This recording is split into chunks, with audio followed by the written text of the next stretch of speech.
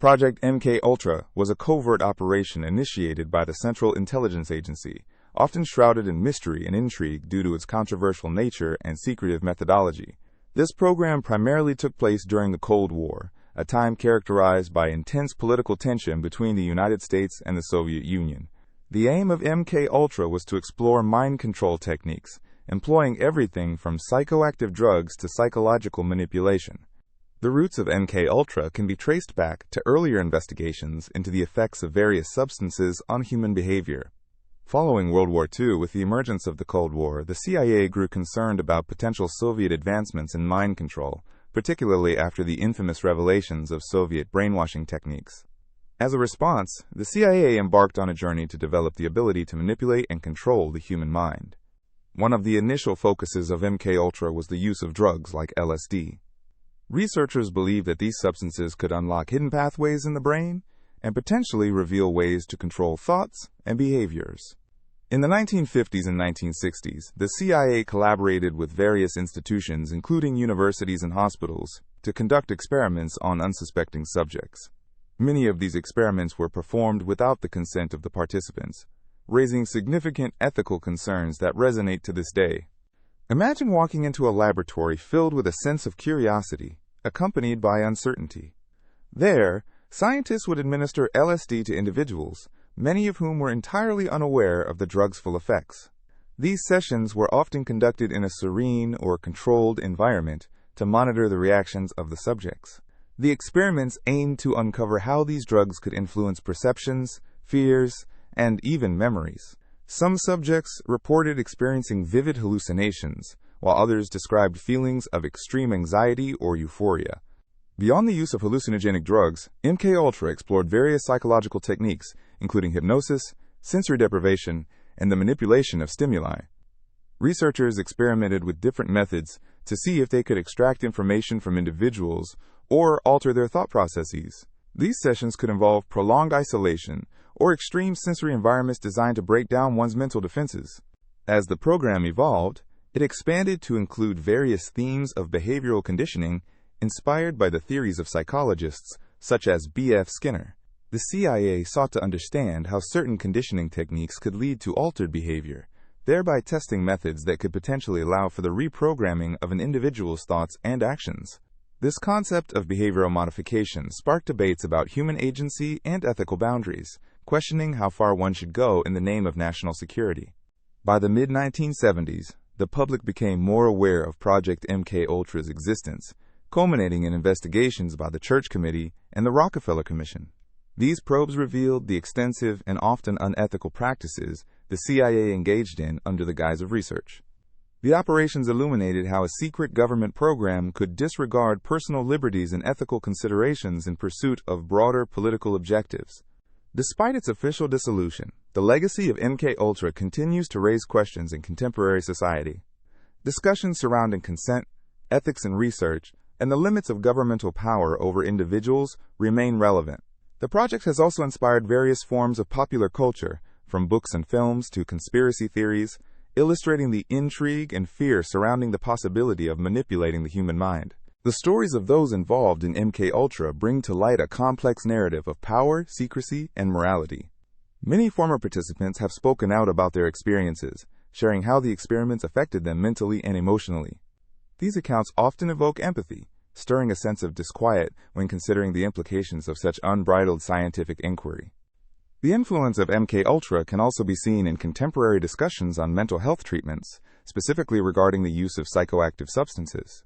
The ongoing debate about the therapeutic potential of drugs like LSD has its roots in the very experiments conducted by the CIA decades earlier.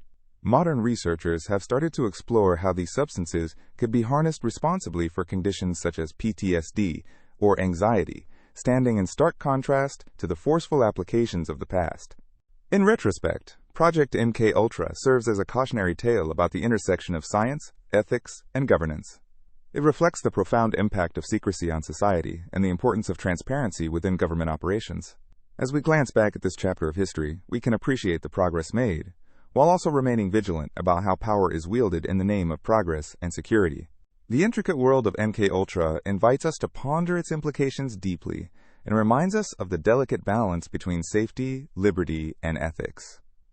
In exploring this historical phenomenon, we gain insight into the complexities of human behavior and the lengths to which individuals or governments might go in their quest for control, leaving us to question both the past and the future in our rapidly changing world. Operation Northwoods was a plan developed by the United States Department of Defense and the Joint Chiefs of Staff in the early 1960s. It aimed to create a series of covert actions and false flag attacks that could justify military intervention in Cuba. The backdrop of this operation was a growing tension between the United States and Cuba, particularly after Fidel Castro's rise to power and the subsequent fear of communism spreading in the Western Hemisphere.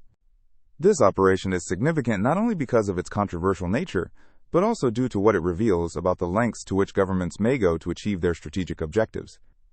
To understand Operation Northwoods, it is essential to look at the geopolitical landscape of the time. The Cuban Missile Crisis in 1962 underscored the stakes of U.S.-Cuba relations. The U.S. was concerned about the possibility of a communist stronghold just 90 miles from its shores. This led to a desperate need for action, as the American leadership feared that the situation could set a dangerous precedent for other nations in Latin America. The Joint Chiefs of Staff developed a detailed proposal that outlined various scenarios that could be staged to make it appear as though Cuba had committed acts of aggression against the United States. Some of the suggested tactics included orchestrating attacks on Cuban refugees, sinking a U.S. ship and blaming it on the Cuban government, and even staging an attack on American soil. The idea was that these provocations would galvanize public support and provide the government with a clear rationale to engage militarily against Cuba, thus toppling Castro's regime. One of the more alarming aspects of Operation Northwoods was its willingness to use violence and deception as tools of statecraft. For instance, the plan proposed the creation of fake narratives using media and propaganda. The hope was that by controlling the story, the United States could manipulate public opinion both domestically and internationally. This manipulation would create a perception of urgency that could rally support for the military actions needed to bring about regime change in Cuba. Despite its bold proposals, Operation Northwoods never came to fruition. The plan was ultimately rejected by President John F. Kennedy, who was less inclined to engage in subterfuge and violent actions that could escalate tensions further. Kennedy's decision reflected a more cautious approach, recognizing the potential repercussions of such aggressive tactics, especially in a world already teetering on the brink of nuclear conflict. The revelation of Operation Northwoods decades later sparked considerable debate about government transparency and the ethical implications of state-sponsored plots. Critics argued that these types of operations demonstrate a troubling willingness by governments to sacrifice ethical considerations in the name of political objectives. The operation serves as a powerful reminder of the complex dynamics of power, public perception, and the moral dilemmas that can arise when nations feel threatened. In understanding Operation Northwoods, it becomes clear how actions from the government can stem from fear and a perceived need to protect national interests at all costs. It raises important questions about the justification of war, the manipulation of public sentiment, and the legacy of covert operations in shaping international relations. The fact that such a proposal could be considered reflects the often stark realities faced by leaders during times of crisis.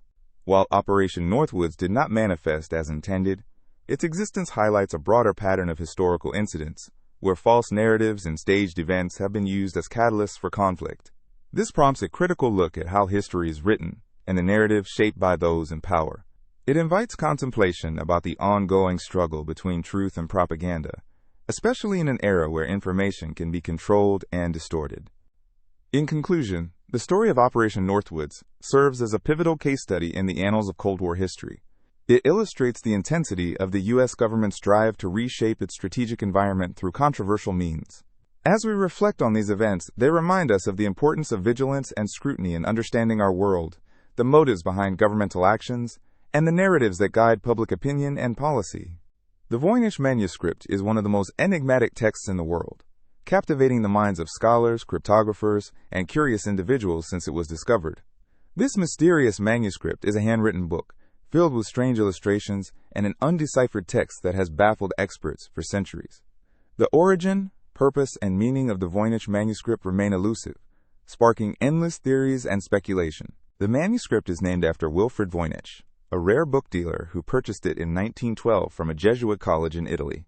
It is believed to have been created in the early 15th century, but its exact date of origin is still a topic of debate. The manuscript is written in an unknown language or cipher, consisting of over 170,000 characters, which has led to countless attempts at decoding the text. One of the most striking features of the Voynich Manuscript is its rich and intricate illustrations. The book contains botanical drawings, astronomical diagrams, and even images of naked figures in various poses. The plant illustrations are particularly curious. Many of these plants cannot be identified as any known species, leading some researchers to wonder whether they were invented entirely for this manuscript. The manuscript is divided into several distinct sections, each characterized by its own themes and illustrations. The first section appears to focus on botany, showcasing numerous plants with descriptive labels. However, these labels are written in the same mysterious script as the rest of the text, making it impossible to determine their identities. The second section includes astronomical and astrological diagrams, complete with zodiac symbols and celestial events, hinting at a possible connection between the cosmos and the text's contents. Additionally, there is a section that features images of women bathing in green pools, which some believe could relate to medicinal practices or alchemical processes. This idea is fueled by the presence of numerous references to herbal remedies and mystical healing throughout the manuscript.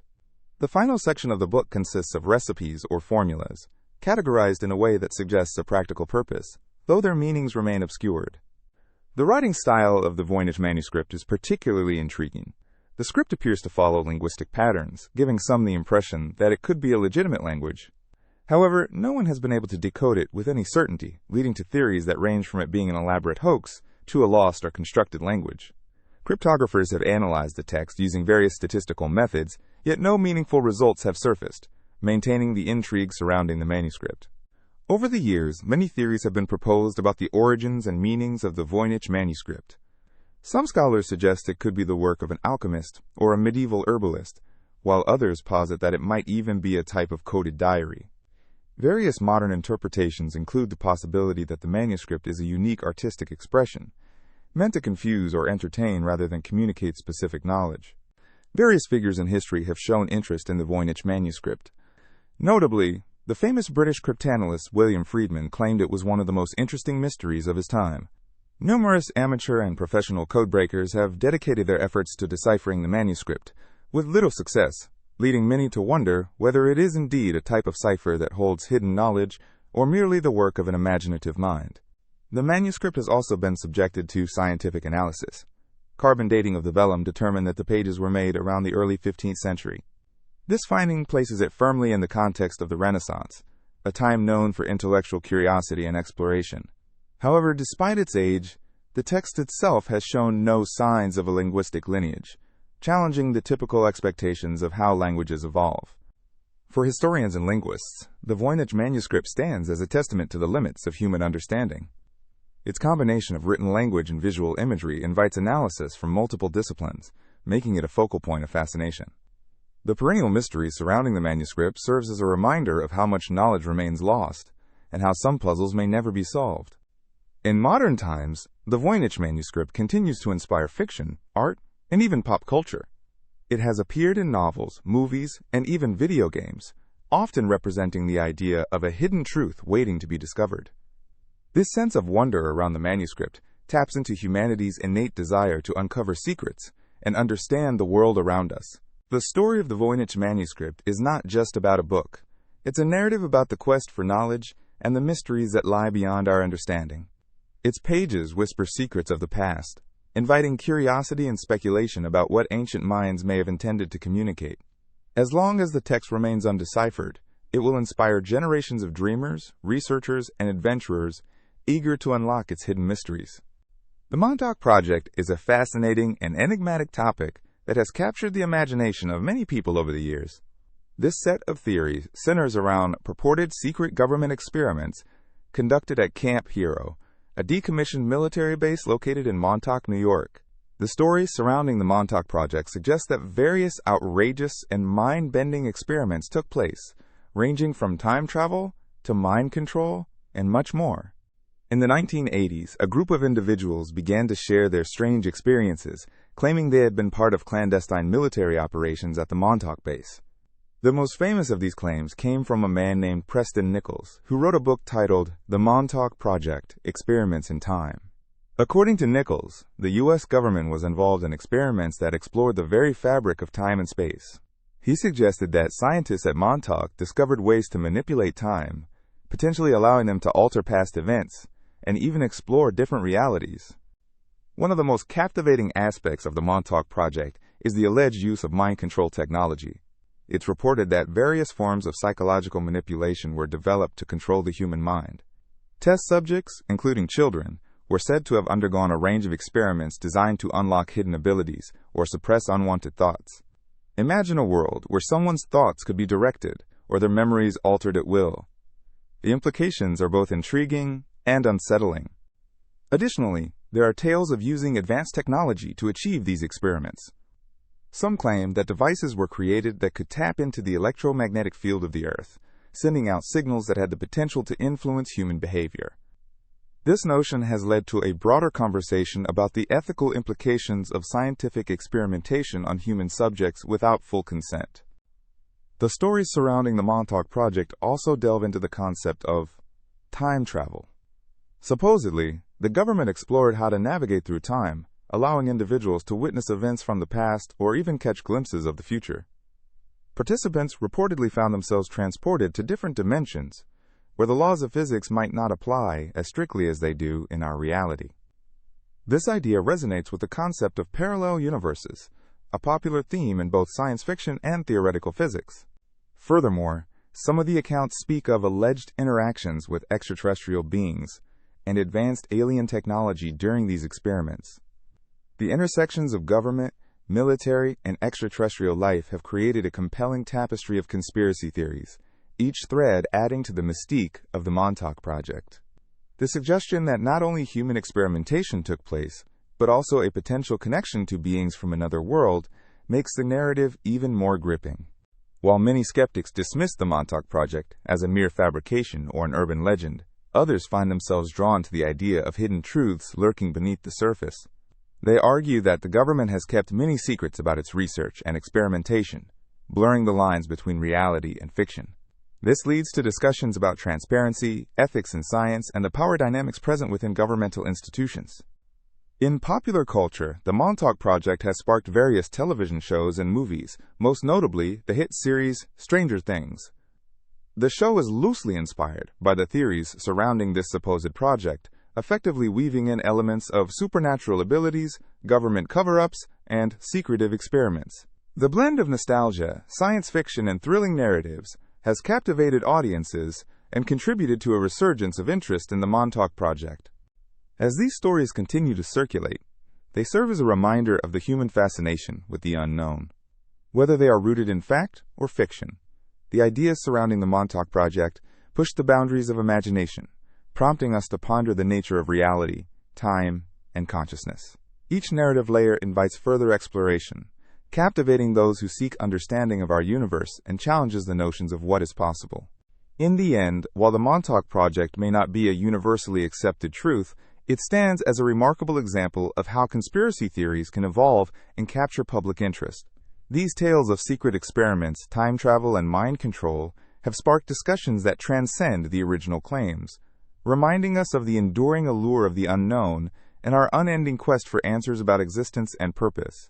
As we navigate the myriad of theories, it's essential to keep an open mind while questioning the nature of reality and the forces at play in our world.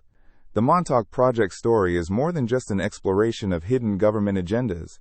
It invites us to reflect on our own understanding of time, consciousness, and the mysteries that lie ahead. Deep in the remote Nevada desert lies a facility shrouded in intrigue and speculation, known to most as Area 51.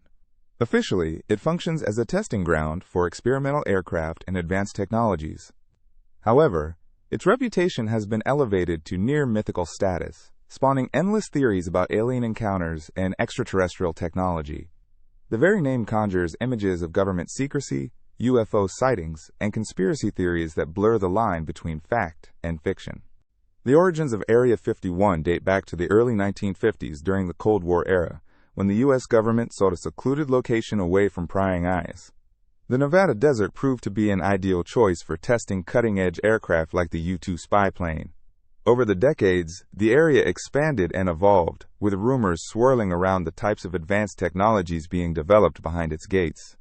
The facility's secrecy escalated over the years, leading to a myriad of tales about UFOs and alien technology. One of the most intriguing narratives is that the government is not just testing human-made devices, but is, in fact, reverse engineering materials recovered from crashed extraterrestrial ships. Supporters of this theory point to various sightings and testimonies from supposed whistleblowers who claim to have witnessed strange craft and even alien beings on the premises. Of course, the U.S. government has consistently denied such allegations, maintaining that Area 51 is primarily focused on aerospace research and development. Satellite images have shown various aircraft and structures, but the true nature of operations remains enshrouded in mystery. This clandestine environment undoubtedly fuels the imagination and gives rise to all manner of speculation. Perhaps one of the most famous events that has contributed to the allure of Area 51 is the story of Bob Lazar. In the late 1980s, Lazar claimed to have worked on reverse engineering alien spacecraft at a site near Area 51, which he referred to as S4. His account included detailed descriptions of alien technology, propulsion systems, and even discussions of the implications of extraterrestrial contact. Whether viewed skeptically or taken at face value, his claims have become an integral part of Area 51 folklore. In addition to Lazar's narrative, various classified military projects have been declassified over the years, showcasing the innovative experiments conducted within the facility. These advancements in aviation and radar technology have led to speculation about what else may be developed in such a secretive environment. The high security status of Area 51 allows researchers to push the boundaries of science and engineering without public scrutiny. Conspiracy theories abound, with some asserting that Area 51 houses not only alien technology but also evidence of a government pact with extraterrestrial beings. Supposed sightings of UFOs in the vicinity have sparked discussions about the relationship between humanity and otherworldly entities, with some believing advanced aliens may share their knowledge with human scientists. The culture surrounding Area 51 has also been influenced by popular media. Movies, documentaries, and television shows have depicted the facility in various ways, from sinister government cover-ups to thrilling adventures involving aliens. These portrayals help sustain interest in Area 51, encouraging countless individuals to speculate about what truly lies behind its heavily guarded perimeter. Many individuals have attempted to approach the area, hoping to glimpse anything unusual or gather first-hand evidence of its purported activities. This fascination with the unknown can even lead to elaborate acts of defiance, as demonstrated by the viral Storm Area 51 event that garnered worldwide attention in 2019. This humorous yet significant social media phenomenon showcased the cultural impact of Area 51 in contemporary society. The surrounding terrain also contributes to the mystique of Area 51, with rugged mountains and vast stretches of desert that provide a natural barrier. The isolation of the location means it isn't just challenging to reach, it also allows any tests or operations to progress unhindered by outside influences. Though many questions remain unanswered, the allure of Area 51 continues to inspire curiosity and speculation. The links between advanced technology, government secrecy, and possible extraterrestrial life create a rich landscape for discussion. This combination of secrecy and speculation lends an air of mystique to the facility that intrigues both skeptics and believers alike. The journey into the depths of these secrets may never fully reveal themselves to the public eye. Yet even without solid evidence, the ongoing fascination with Area 51 will likely persist, encouraging enthusiasts and thinkers to explore the borders of knowledge and belief. The concept of otherworldly visitors could remain a captivating thread in the tapestry of modern lore, inviting imaginative exploration into what exists beyond the stars. As we ponder the nature of secrecy, technology, and the possible presence of extraterrestrial life, Area 51 stands as a profound symbol of human curiosity. It challenges us to look beyond our immediate understanding of the universe, reminding us of the endless possibilities that await discovery. Amid the whispers of alien technology and guarded military operations, the allure of Area 51 ultimately speaks to our desire to understand the universe and our place within it. In the end, it encourages us to engage with the unknown, ensuring that the enigma surrounding this iconic location continues to captivate generations to come. In the annals of military history and science fiction, few stories have captured the imagination quite like the Philadelphia experiment. This mysterious event, shrouded in intrigue and speculation, is said to involve the U.S. Navy and an ill-fated project that aimed to make a naval ship invisible, not only to the radar, but also to the naked eye. The tale takes us back to the tumultuous days of World War II, a time when nations were racing to develop innovative technologies that could turn the tides of war. The story centers around the USS Eldridge, a Navy destroyer escort commissioned in 1943. According to some accounts, the ship was subjected to a series of experiments that were intended to render it invisible, using advanced theories of electromagnetism. Imagine a vessel that could vanish from sight, allowing it to evade enemy detection while navigating treacherous waters. Sounds remarkable, doesn't it? However, the reality, as the narrative goes, was far more bizarre and complex. In 1955, a man named Carl Allen, who initially claimed to have witnessed these experiments, wrote a letter to a prominent ufologist. His account described how, during a test conducted in Philadelphia, Pennsylvania, the USS Eldridge was enveloped in a greenish fog and became invisible. It said that the crew not only experienced this strange phenomenon, but also suffered disturbing consequences, including disorientation and even physical fusion with the ship's hull. Visualize sailors trapped within the steel body of their own ship, a chilling concept that has led to numerous anecdotes and theories over the decades. After Allen's claims emerged, the story began to gain traction, igniting a wave of interest in what became known as the Philadelphia experiment. Enthusiasts of the paranormal and conspiracy theories seized upon the narrative, leading to various interpretations and embellishments. Some individuals proposed that the experiment was born out of the Navy's efforts to develop technologies for warfare that stretched the limits of science. The notion conjured images of a secretive military that would stop at nothing to achieve superiority, including testing advanced technologies on human subjects. The complexity deepened when elements of science fiction and the supernatural intertwined with the narrative. Books, documentaries, and eventually films explored these themes, fueling public curiosity and speculation. Theories began to swirl around not just invisibility, but also the possibility of time travel and teleportation, giving rise to an array of stories suggesting the Eldridge had actually been transported through time and space, a concept that sounds like it was pulled from the pages of a science fiction novel.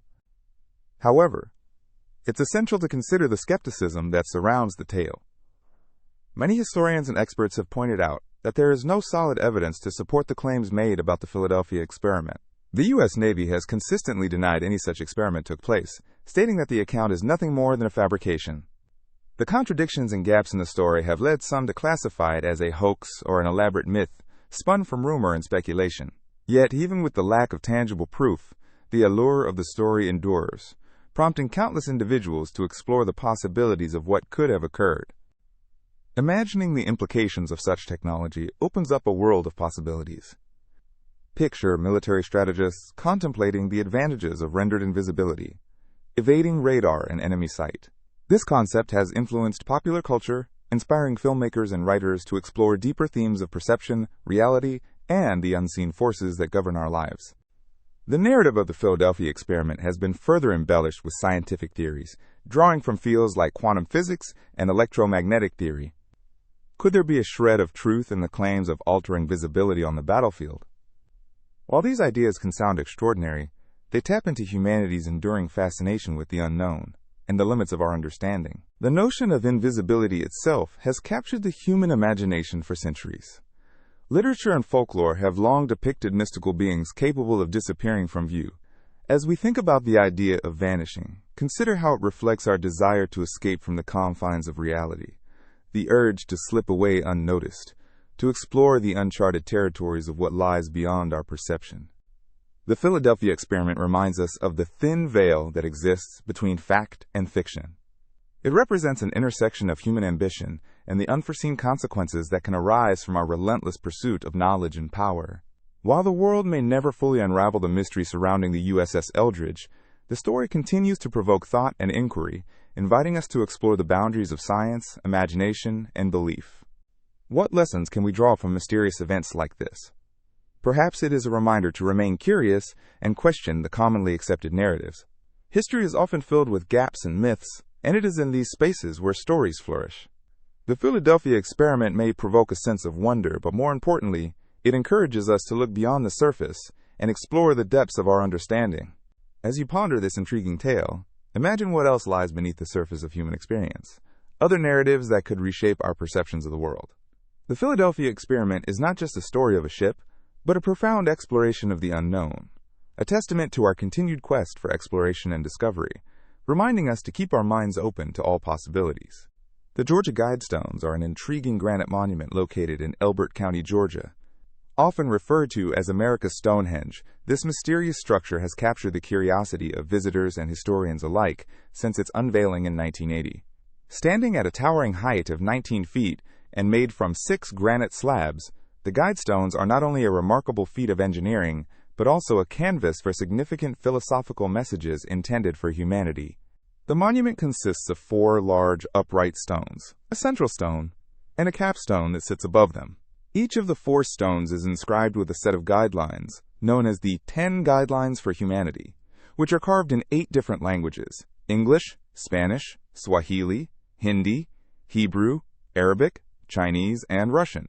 The languages were chosen to embody a diverse representation of the world's population, suggesting a global reach for the ideas conveyed in the inscriptions. The guidelines etched into the stone cover fundamental aspects of life and civilization, addressing issues such as population control, agriculture, human relationships, and the preservation of nature. For instance, one guideline advises maintaining humanity under a certain population limit, which raises questions about sustainability and resource allocation. This notion of balance serves as a reminder of the delicate interplay between human development and environmental conservation. Another inscription emphasizes the importance of guiding personal conduct with reason and compassion, urging humanity to foster a spirit of harmony and understanding rather than conflict. The message encourages individuals to prioritize empathy and cooperation, pointing to the potential for a more peaceful world if people can learn to work together despite their differences. Interestingly, the origins of the Georgia Guidestones are shrouded in mystery. The guiding force behind their creation is an anonymous figure known only by the pseudonym R.C. Christian. This mysterious person approached the Elberton Granite Finishing Company in the late 1970s with a vision for a monument that would provide direction for future generations. He presented an enigmatic plan that included the guidelines and specified the materials and dimensions for the stones, but he never revealed his true identity or the motivations behind this project. The construction of the Guidestones took place between March and April of 1980, and they quickly became a polarizing topic of discussion. Some visitors view them as a beacon of hope and wisdom, while others regard the messages as controversial and alarming. The guidelines can be interpreted in various ways, leading to debates about their intentions. Various conspiracy theories have also emerged around their purpose, with some claiming they promote a new world order or advocate for eugenics, though these interpretations often stem from misunderstandings of the messages. Part of the fascination surrounding the Guidestones is their mere existence in contemporary society. Here stands a monument prescribing an ideal future, contrasting sharply with today's complexities and challenges. The structure has attracted many tourists curious about both its physical presence and its philosophical implications. Each year, thousands of people visit the site, taking in the symbols and messages while pondering their relevance. In addition to their inscriptions, the stones are also designed with astronomical features.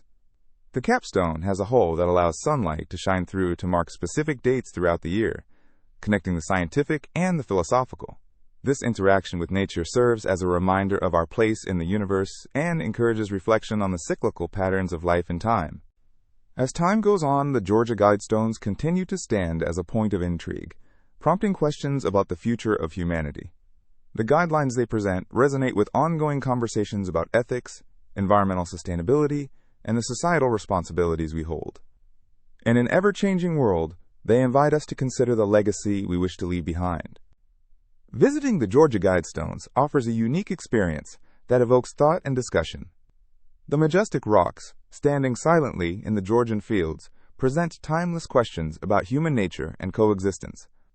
Amidst the hustle and bustle of modern life, this site inspires introspection, encouraging visitors to ponder how we might navigate the challenges of our time. From their mysterious origins to the thought-provoking guidelines they carry, the Georgia Guidestones serve as a fascinating testament to human curiosity and the quest for knowledge. As individuals reflect on the messages inscribed upon the stones, they may find encouragement to apply these principles in their lives. After all, the true essence of the Guidestones could lie in their ability to inspire change, provoke thought, and foster a deeper connection with one another and the world around us. In December of 1980, a series of extraordinary events took place near a military base in the tranquil surroundings of Rendlesham Forest, not far from Suffolk, England.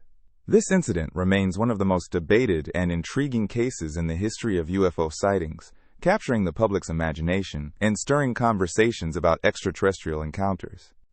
It all began on the evening of December 26th, when United States Air Force personnel stationed at RAF Woodbridge reported seeing strange lights in the forest. The base was a key installation for the U.S. military during the Cold War, and the idea that something unusual might be occurring in the dark woods caught the attention of several airmen. As they ventured into the forest to investigate, they were met with a spectacle that would alter their perceptions of reality. Witnesses described bright lights descending from the sky, accompanied by a glowing object that seemed to dance among the trees. As the airmen walked further into the woods, they reported feeling an unusual sense of unease. The experience intensified when they claimed to see a triangular craft emitting colors unlike any they had experienced before. This wasn't just a fleeting glance. They noted its features with precision, detailing shapes, lights, and a truly otherworldly presence. Was this a military experiment? A misidentified aircraft? The origins of the lights sparked a flurry of theories. The soldiers involved included Lieutenant Colonel Charles Halt, who later documented the events in a tape recording. His detailed account included the sounds of mysterious clicking noises and the radiant lights that shifted in intensity. Flaunting their military training and skepticism, these men couldn't easily dismiss what they encountered that night. Just 2 nights later, on December 28th, the phenomena continued. More personnel arrived to observe the lights, and the account of Halt was supported by additional eyewitnesses. These reports varied in detail, but all shared a common thread: an undeniable sense that something extraordinary was happening. Some described the lights as resembling a laser beam, while others likened them to the glow of a fire flickering in the forest's dark interiors. The Rendlesham Forest incident took a significant turn when radar operators at the nearby RAF Bentwaters base claimed they had detected unidentified objects in the area. This revelation added another layer of intrigue, as it transitioned from mere sighting to a military matter, prompting discussions about national security. The idea that these objects could be of extraterrestrial origin captivated both the military and the public. A few months after the events, the British Ministry of Defense investigated the incident, but ultimately deemed it a non-threat, attributing the lights to misidentified natural phenomena, such as satellites or meteorological events. However, the conclusions did little to quell the fascination that surrounded the case. Skeptics and believers were divided, each presenting their arguments, yet the ambiguity surrounding the incident only fueled speculation. The lack of definitive evidence, such as photographs or physical artifacts, led to countless theories that persist even today. Some believe that the lights were the result of secret military exercises, or even an experimental aircraft. Others lean towards the more fantastical idea that these were visitors from another world, a thought that added a layer of cosmic curiosity to the narratives. Scholars and UFO enthusiasts have studied the Rendlesham Forest incident extensively. In the decades since, numerous documentaries, books, and articles have been produced, dissecting every aspect of that fateful night. Various individuals have come forward to share their experiences and insights, each narrative weaving a more intricate tapestry around the core mystery of what really happened in those woods. Such incidents spark discussion about our place in the universe and the possibility of life beyond our planet. They ignite the imagination, encouraging open-mindedness about unexplained phenomena which have captured human curiosity since the dawn of time. The Rendlesham Forest incident remains a potent reminder of our yearning for answers, our fear of the unknown, and ultimately, our hope for discovery. As time passes, the events of Rendlesham Forest remain etched in the collective memory, serving as a beacon for those driven by wonder. The questions may never be fully resolved, but the incident continues to inspire the search for truth amidst the shadows of the forest. Each retelling breathes new life into the stories, encouraging exploration beyond what is conventionally accepted. Whether the explanation is hidden in the realms of science or lies beyond the boundaries of our understanding, the Rendlesham Forest incident remains a fascinating chapter in the narrative of human experience, one that combines elements of military history, folklore, and the quest for knowledge. It stands as a testament to our endless pursuit of understanding the world around us, drawing us into a mystery that feels both unsettling and exhilarating, beckoning us to look up at the starry skies and wonder what lies beyond. On the morning of June 30th, 1908, something extraordinary and mysterious occurred over the remote region of Siberia in what is now known as the Tunguska Event. In an instant, a powerful explosion ripped through the sky, creating a phenomenon that continues to captivate the imagination of scientists, historians, and enthusiasts alike. The Tunguska Event took place in a sparsely populated area known for its dense forests and vast, untouched landscapes. Witnesses reported seeing a bright flash, resembling a fireball, followed by a thunderous sound that echoed through the atmosphere. This explosion released energy estimated to be equivalent to 10 to 15 megatons of TNT, an astonishing force that would have been capable of leveling a large city. Yet the location of Siberia's remote wilderness meant that very few people were immediately affected by this cataclysmic event. The aftermath of the explosion left a profound impact on the forested region. When researchers finally ventured into the area in subsequent years, they discovered staggering evidence of the destruction. An astonishing 80 million trees were knocked down in a radial pattern, spread across an area of over 2,000 square kilometers. The sheer scale of devastation was mind-boggling, with the woods flattened as if a giant hand had swept through, clearing the land of its vegetation. The trees were not just broken, they were scorched and twisted, with their trunks often standing on an angle, presenting a hauntingly beautiful, yet eerie sight. Initial theories regarding the cause of the explosion varied greatly. Some scientists suggested it could have been a volcanic eruption, while others speculated about a meteorite impact. However, upon further investigation, it became increasingly evident that neither of these explanations could fully account for the scale of destruction witnessed at Tunguska. The fireball was thought to have been a large object, likely a comet or a meteoroid, that entered the atmosphere at an incredible speed. As it approached the Earth, it likely exploded in the sky, dispersing energy over a vast area before making contact with the ground. Despite the compelling evidence and research, the Tunguska event remains shrouded in theories and debates. While many accept the meteoric hypothesis, others propose more unconventional theories. Some suggest it was a mini black hole that created the explosion upon entering the Earth's atmosphere, while others even speculate about extraterrestrial encounters.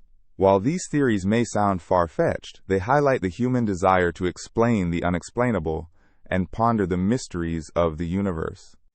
The historical context of the early 1900s also plays an important role in the understanding of the Tunguska event. At that time, the world was still reeling from the repercussions of the Industrial Revolution. Many scientific advancements were occurring, yet there was limited knowledge regarding asteroids, comets, and the dynamics of cosmic phenomena. As a result, this explosion was not entirely understood, or even widely reported, until much later, partially due to Russia's political climate at the time, which placed restrictions on scientific communication. Interest in the Tunguska event picked up considerably in the 1920s when a Soviet scientific expedition finally ventured to investigate the incident. Scientists, including the legendary physicist Leonid Kulik, dedicated their efforts to exploring the region and gathering evidence. During their expedition, they discovered not just fallen trees and damaged land, but also remarkable details about the explosion's mechanism. Although they did not find a crater, which would usually mark the landing of a meteorite, their findings were instructive and triggered a plethora of new studies into the effects of cosmic objects on Earth. From this extraordinary event, a wealth of knowledge has emerged regarding the impact of cosmic phenomena. The Tunguska event has inspired researchers to better understand how objects from space interact with our planet. In particular, it has highlighted the potential risks posed by near-Earth objects, paving the way for contemporary efforts to monitor and study these celestial bodies. Over the years, scientists have modeled and simulated the parameters of the explosion to gather insights into the nature of such celestial impacts. This research has extended beyond the boundaries of the Tunguska event itself and led to a broader understanding of asteroid impacts, how they can affect Earth, and the necessary precautions we must take to ensure safety in our ever-evolving environment. Moreover, the Tunguska event has permeated popular culture as well, inspiring numerous films, documentaries, and literature, weaving a captivating narrative around the mystery of what happened in the Siberian wilderness so long ago.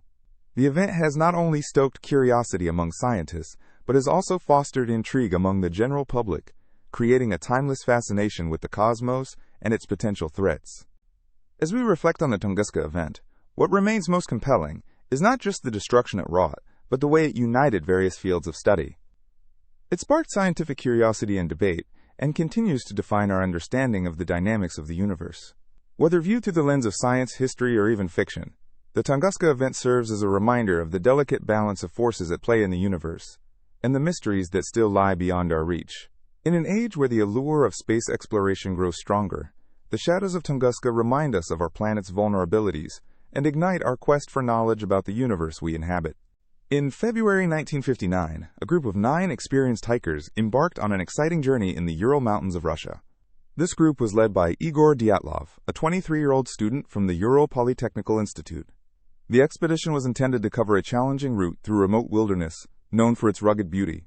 Unfortunately, no one could have predicted that this adventure would culminate in one of the most chilling mysteries in the annals of outdoor exploration, the Dyatlov Pass incident. The hikers were all in their early 20s, each with a wealth of hiking experience, which made what happened even more perplexing. They set out equipped with essentials: tents, food supplies, cameras, and a spirit of adventure. Their goal was to reach Otorten Mountain, but as fate would have it, the group never made it to their destination. After a few days of trekking, the group faced severe weather conditions. Heavy snowfall and very low temperatures challenged their resolve. Undeterred, they decided to continue their journey.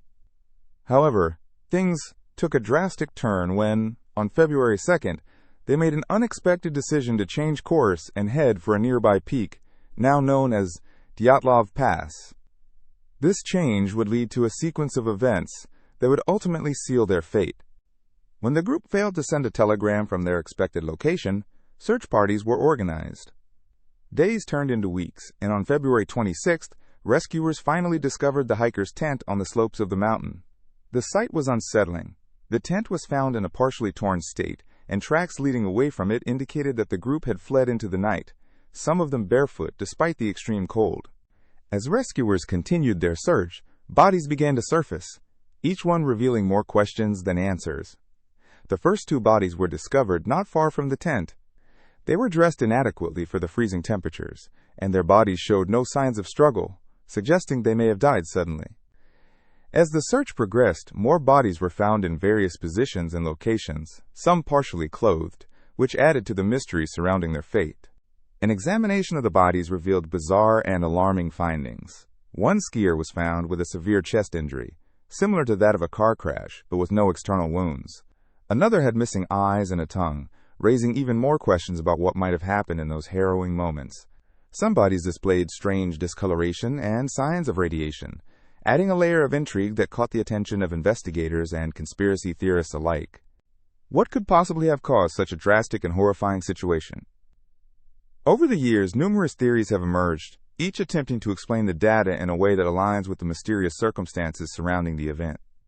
Some suggest that an avalanche might have occurred, forcing the group to flee their tent in a panic. However, the terrain and nature of the snow did not fully support this explanation. Others have pointed to animal attacks, though it seemed unlikely given the experienced nature of the hikers. Some theories delve deeper into the realm of the supernatural or extraterrestrial, trying to connect the eerie findings to stories of UFOs or secret military tests in the region.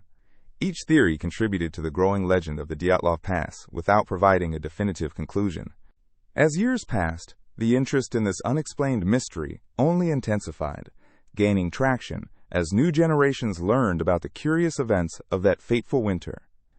Though various government investigations took place, none produced a clear answer. The Russian authorities eventually classified many details of the case to protect sensitive information, further embedding it within the realm of conspiracy theories. Hikers and adventurers frequently visit Dyatlov Pass, drawn by the allure of the unknown and the tragic story of the 9 travelers who never returned. The story serves as a haunting reminder of the wilderness's unpredictability and the complexities that arise when humans confront nature's forces. This incident has inspired a multitude of cultural works, including books, podcasts, and films, fueling the imagination and curiosity of those drawn to the mysterious. Research and exploration are continuous, as new findings occasionally spark renewed interest in solving the puzzles left behind. The mysteries of Dyatlov Pass remind us that nature holds secrets that can sometimes remain just beyond our reach. As you ponder the events of the Dyatlov Pass incident, consider the fragility of human life in the face of the majestic but unpredictable wilderness. These 9 adventurers embarked on a path filled with promise, but met with an unexpected and tragic end. Their journey continues to evoke intrigue and fascination, inviting us to explore the boundaries of knowledge and the mysteries that remain in the heart of the mountains. The questions linger. How did this experienced group meet their demise? What truly occurred in the depths of winter on that remote slope? As each new generation reads about them, it keeps their spirit alive and the mystery unresolved. In the deep woods of West Virginia, nestled in the Appalachian Mountains, there emerged a tale that has gripped the imagination of many. This tale is centered around a mysterious creature known as the Mothman. Described as a towering figure with glowing red eyes and large wings, the Mothman has become synonymous with the peculiar events that took place in the small town of Point Pleasant in the 1960s. The first sightings of this enigmatic being occurred in November of 1966, when 2 young couples reported an encounter while driving near an abandoned munitions factory. They described a massive creature that appeared to be flying just above their car. It wasn't long before more reports began flooding in from other residents of Point Pleasant. These eyewitness accounts painted a consistent picture of a large, humanoid figure, characterized by its impressive wingspan and eerie, penetrating eyes. As sightings persisted, residents became increasingly unnerved by this creature. Its presence seemed to coincide with a series of strange occurrences and unsettling phenomena within the area. People reported experiencing feelings of dread and anxiety, strange lights in the sky, and even mechanical malfunctions in their vehicles. The Mothman soon became a source of fascination, fear, and folklore in the community. One of the pivotal connections between the Mothman sightings and folklore lies with the tragic event known as the Silver Bridge disaster. On December 15, 1967, the Silver Bridge, which connected Point Pleasant to Gallipolis, Ohio, collapsed suddenly during rush hour. The tragedy claimed the lives of 46 people. In the aftermath of the bridge collapse, many local residents recalled their experiences with the Mothman and began to speculate whether the creature had been a harbinger of this disaster. Some believed that the creature warning them of impending doom, while others thought it symbolized something darker. The connection between the Mothman and the Silver Bridge disaster has led to a wealth of theories and stories. Some claim that the sightings were a forewarning of the tragedy, suggesting that the Mothman's appearance was a signal of trouble to come. Others considered the creature a manifestation of collective anxiety, or a representation of the deep fears people carried, particularly in a time when rapid industrialization and social change were affecting small-town America. Anthropologists and enthusiasts delved into the legend, examining psychological and sociological aspects of the Mothman phenomenon. They explored the idea that the Mothman served as a metaphor for the uncertainties faced by a community in the face of modernization, the loss of a simpler way of life, and the anxiety that comes with rapid change. This creature could embody the fears of the unknown and the unforeseen consequences of a changing world. Further intrigue surrounded the Mothman, giving rise to numerous theories about its origins. Some suggested it was a previously undiscovered species, while others believed it was an extraterrestrial visitor from another planet. Theories about its connection to Native American folklore added depth to the narrative. Certain tribes had legends of bird-like creatures that bore similarities to the Mothman's description, leading some to believe that its presence was rooted in ancient stories. As the years progressed, the legend of the Mothman became a part of local culture, with festivals and events celebrating the creature. Point Pleasant embraced its unique place in cryptid history. The annual Mothman Festival draws visitors from far and wide, eager to hear stories, participate in events, and search for signs of this elusive figure. Statues of the Mothman now stand in the town, encapsulating the enduring legend and its significance within the region. Despite the fascination with the Mothman, the actual origins of the creature remain elusive. Skeptics point to various explanations, such as misidentified birds, particularly the sandhill crane, which has a similar silhouette and can be found in the region. Others believe the sightings may have been driven by collective hysteria, fueled by the troubling events of the time. The Mothman remains a symbol of mystery, evoking both fear and curiosity. It represents a blend of folklore, tragedy, and the human experience as people grapple with the unknown. Whether viewed as a supernatural being, a psychological phenomenon, or a simple trick of the light, the Mothman's tale invites exploration and reflection. As night falls over the Appalachian hills, with darkness shrouding the landscape, the spirit of the Mothman flickers in the imaginations of those familiar with the legend. Each sighting and story adds a layer to the enigma that continues to haunt and fascinate generations. The Mothman embodies the human intrigue, with myth, mystery, and the quest for understanding, a reminder that in the quiet corners of our world, the unusual can lurk just beyond the veil of reality, waiting to be discovered. Deep within the rugged landscapes of Nova Scotia lies an enigmatic place known as Oak Island, surrounded by tales of buried treasure and intricate mysteries that have captivated adventurers and treasure hunters for centuries. It is a small island, no larger than a few hundred acres, but its lore is vast, drawing people from around the globe eager to uncover its secrets. The story begins in 1795 when a young man named Daniel McGinnis stumbled upon a curious depression in the ground while exploring the island with friends. Nearby, they found a large oak tree that stood tall and proud, suggesting that something of great significance lay hidden beneath its roots. Intrigued, they began to dig, believing they had found the site of pirate treasure, with tales suggesting that notorious buccaneers such as Captain Kidd had buried their loot here. As they dug deeper, they uncovered a series of curious layers, including stones and wood. Much to their amazement, they discovered platforms at regular intervals, implying that this was no ordinary pit, but a carefully crafted construction. After reaching a depth of approximately 10 feet, they hit a layer of flagstones, igniting curiosity and excitement.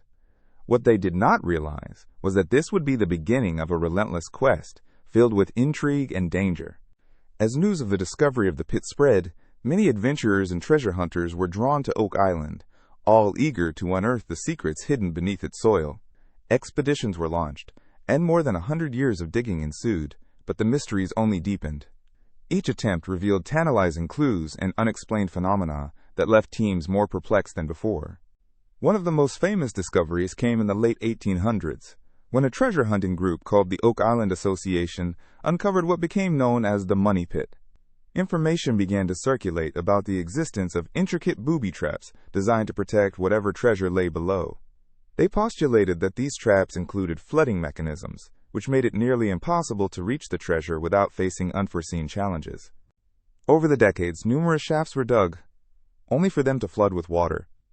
In an attempt to solve this problem, many teams constructed elaborate systems to divert water flow and control the flooding, but each effort seemed thwarted by hidden traps. Some believed these mechanisms were intentionally crafted by those who buried the treasure to safeguard their spoils from intruders. Legends of Oak Island suggest that the treasure could be anything from gold coins and jewels to historical artifacts or even ancient manuscripts. Some theorists have speculated that the materials hidden beneath Oak Island could be linked to Knights Templar, or the lost artifacts of the ancient world. Others believe that it may contain the lost manuscripts of William Shakespeare. Each theory adds a new layer of intrigue to the already complex puzzle, compelling treasure hunters to persist in their efforts. As excavations continued, tales also emerged of strange happenings on the island. People reported odd sounds echoing through the woods at night, unexplained humming, and the sighting of shadowy figures. It is said that those who venture onto the island sometimes feel a heavy, oppressive atmosphere, as if the weight of centuries of secrets hangs over them. The combination of mystery, adventure, and unexplained phenomena has led many to build personal connections with Oak Island, viewing it not just as a site of buried treasure, but as a repository of history. Even with all the challenges faced, the allure of Oak Island continues to attract a myriad of enthusiasts. Today, the island has become a thriving tourist destination, with expeditions still ongoing to decipher its riddles. Television programs and documentaries have showcased the relentless pursuit of treasure, delivering excitement to viewers as they join in the quest from the comfort of their homes. Each new season brings fresh discoveries and theories that reignite the passion for uncovering the island's secrets. Despite the passage of time, Oak Island remains elusive. The question of whether there is truly treasure buried within its depths, or whether the legends are mere myths, lingers on. The island hums, with the allure of the unknown, a reminder of the human spirit's undying quest for adventure and discovery. In many ways, it serves as a symbol of hope and perseverance, challenging those who seek its treasure to confront not only the physical challenges but also the mysteries of history and folklore. The tale of Oak Island is a tapestry woven from history, adventure, and the dream of what might still be hidden beneath the earth.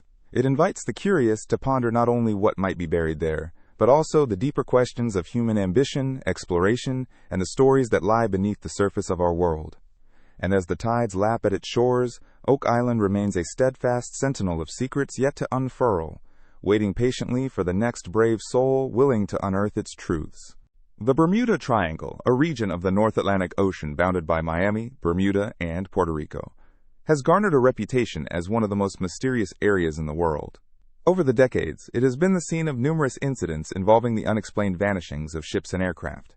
This area, often depicted in popular culture and sensationalized media, has captivated the imaginations of many, leading to countless theories and speculations about what might really be happening. One of the most famous cases is the disappearance of Flight 19 in December 1945. This was a training flight involving 5 TBM Avenger torpedo bombers. The pilots, led by Lieutenant Charles Taylor, became disoriented during their mission.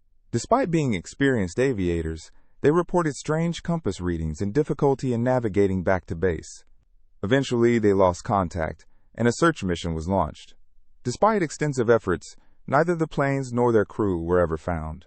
To add to the mystery, a rescue plane sent to look for them also disappeared, further deepening the intrigue surrounding the area. Another notable incident occurred with the USS Cyclops in March 1918. This naval cargo ship was transporting a considerable amount of manganese ore when it vanished without a trace after leaving Barbados. This ship was never heard from again, and with over 300 men on board, it was one of the largest peacetime losses in U.S. naval history. Many speculate that the hazards of the Bermuda Triangle played a role in its disappearance, although no conclusive evidence supports any specific theory regarding its fate. Over the years, the number of disappearances has contributed to several theories that seek to explain the phenomenon. One such theory involves the unique geography of the area. The Bermuda Triangle is known for its underwater features, which include deep-sea trenches and underwater volcanoes. Some researchers suggest that these geological features could contribute to sudden changes in weather conditions or water currents, leading to dangerous situations for ships and airplanes. Another popular theory centers around the Gulf Stream, a powerful ocean current that flows from the Gulf of Mexico across the Atlantic Ocean. This current is known for its swift movement and could potentially carry away wreckage from any capsized vessels, making it difficult to locate them. Depending on the conditions at sea, ships could encounter unpredictable swells that create hazardous situations. Others theorize that magnetic anomalies in the region may affect navigational instruments. Compasses are essential for maritime navigation, and any disruption in their readings can lead even seasoned navigators astray. These anomalies could occur due to varying underwater topography or geological formations, further complicating navigation in an already treacherous area. Some skeptics argue that the incidents in the Bermuda Triangle may not be as mysterious as they seem. Statistics suggest that the number of disappearances is not significantly higher than in other heavily traveled regions of the world. Furthermore, factors such as human error, weather conditions, and mechanical failures could explain many of the losses without resorting to supernatural or extraordinary explanations. The media's portrayal of the Bermuda Triangle as a place of danger may have exaggerated the reality of these events. In literary and cinematic portrayals, the Bermuda Triangle has taken on a life of its own, often depicted as a portal to another dimension, a place where time stands still, or a site of alien activity.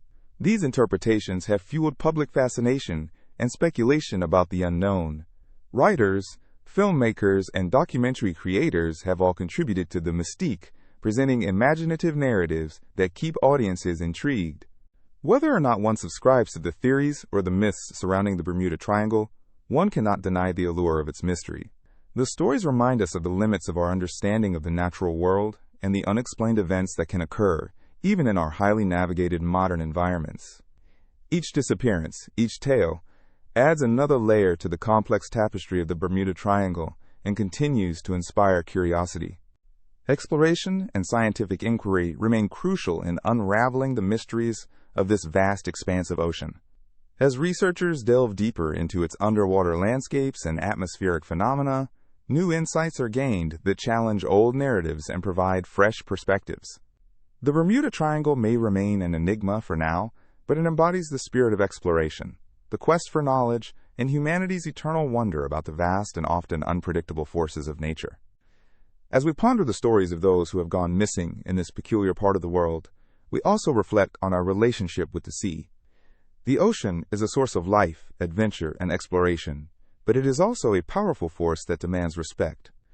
The tales from the Bermuda Triangle serve as a reminder of the delicate balance between human endeavor and the majesty of nature, encouraging us to continue seeking understanding while acknowledging the mysteries that may forever elude us. In the 12th century, in the small village of Woolpit, located in Suffolk, England, a curious tale unfolded that still fascinates historians and enthusiasts of folklore to this day. It is the story of the Green Children of Woolpit, a narrative that combines elements of mystery, folklore, and the uncanny. According to the accounts, one summer evening, villagers discovered two unusual children near one of the several wolf pits that the area was known for, from which the village derives its name. The children were unlike any the villagers had ever seen. They were green in color, had strange clothing that seemed foreign, and spoke in a language no one could understand. The boy and the girl appeared terrified and hungry. The villagers took them in, offering them food. However, these children, accustomed to a different kind of sustenance, initially refused everything presented to them. Eventually, they accepted raw, broad beans, which were likely unfamiliar to them. This slight adaptation marked the beginning of their gradual acceptance into the village. As time passed in Woolpit, the children became accustomed to their surroundings and started to learn the local language. They shared their story, which was as intriguing as their appearance. They claimed to come from a strange land called St. Martin's Land, a place that was perpetually shrouded in twilight and inhabited by people with green skin. This description sparked the imagination of many and led to numerous theories and interpretations about their origin. The boy, however, would eventually fall ill, and tragically, he died shortly after his arrival in Woolpit. The girl, on the other hand, survived and gradually adapted to her new life. She learned English and later integrated into the community, where she became a resident of Woolpit. As she settled, the green hue of her skin gradually disappeared, transforming into a more natural tone, which some historians interpret as a sign of her physical adjustment to a new environment. The narrative begins to delve deeper into the folklore of the time, with various interpretations emerging. One theory posits that the children could have come from a nearby cave system or underground realm. This idea plays into medieval views of the world, where hidden realms and creatures inhabited regions outside human understanding.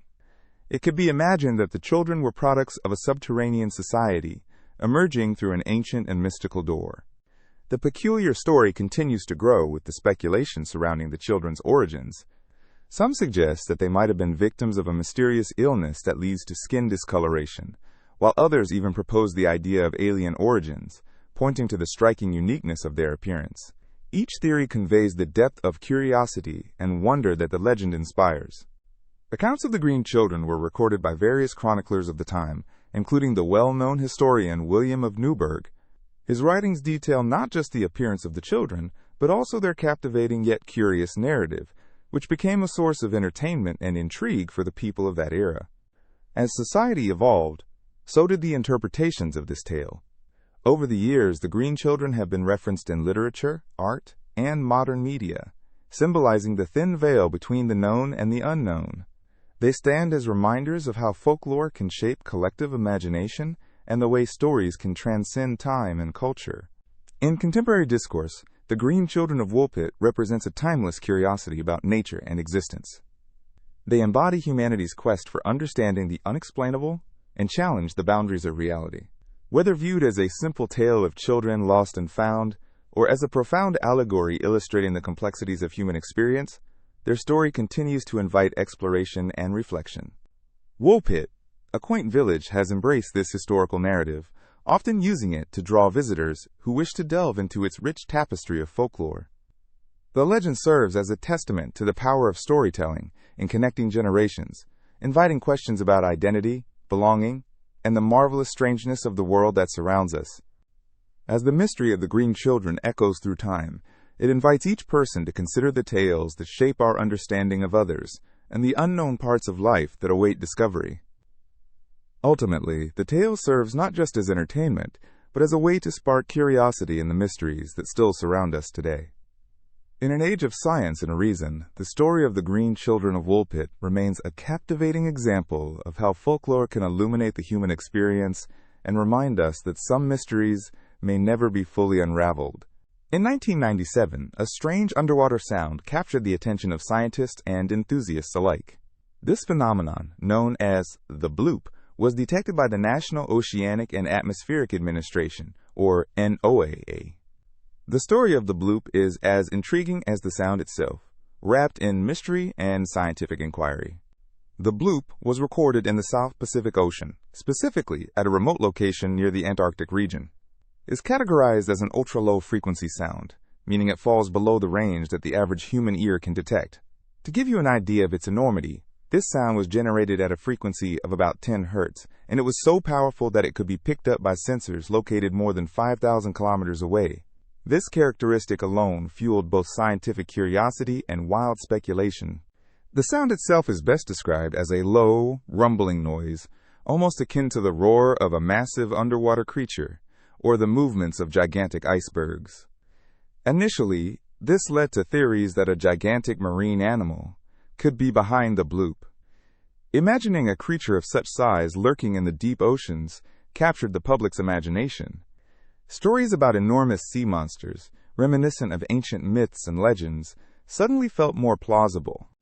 However, the scientific community was cautious in attributing the bloop to a living organism. After extensive analysis, researchers determined that the sound shared similarities with the noises produced by icebergs cracking and calving, a natural and common occurrence in polar regions. Under the immense pressure and cold temperatures, these ice masses can create phenomena that resonate through the water, emitting sounds that can travel vast distances. It's fascinating to consider the complexities of the ocean environment where the bloop was recorded. The ocean covers over 70% of our planet, and within its depths lie spaces that remain unexplored and unknown. The interplay of sound in the ocean is a captivating area of research.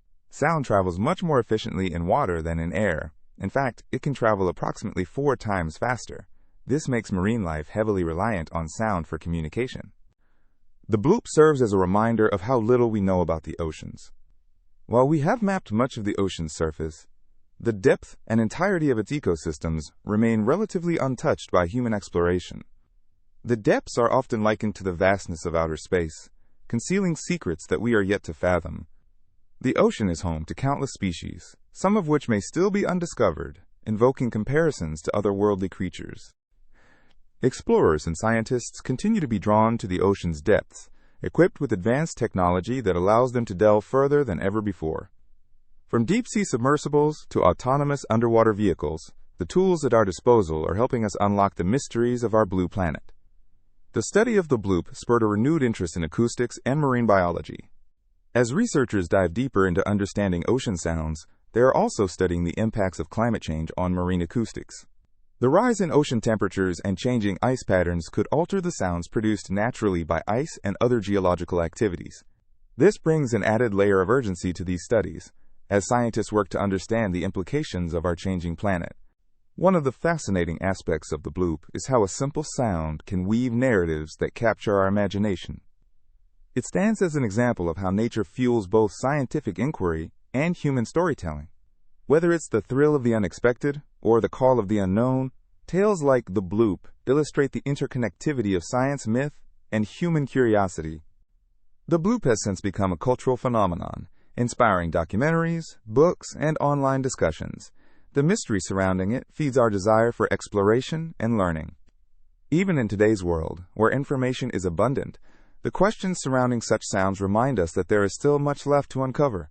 So the next time you hear a story about deep-sea sounds or giant creatures lurking beneath the waves, remember the bloop, a sound that echoed across the ocean and into the hearts and minds of those eager to explore. It's a testament to both the beauty of our planet and the rich mysteries that await beneath the surface of our seas. The bloop remains a point of fascination, a reminder that there are still wonders in this world that are beyond our full understanding. As our explorations continue, who knows what astonishing truths are yet to be revealed. Viking settlement in North America represents a fascinating chapter in the story of exploration, revealing the daring spirit of the Norse people long before Columbus set sail. When we think of Viking exploration, many may envision their epic tales of conquest and plunder across Europe. However, the Norse were not merely warriors. They were also intrepid explorers with a strong desire to discover new lands. The most significant proof of Norse exploration in North America comes from archaeological findings at a site known as Les aux Meadows, located at the northern tip of Newfoundland in Canada. Discovered in the 1960s by archaeologist Helge Ingstad and his wife, Anne Steen Ingstad, Les aux Meadows is now recognized as a UNESCO World Heritage Site. This settlement offers compelling evidence of Viking presence in North America, dating back to around 1000 AD.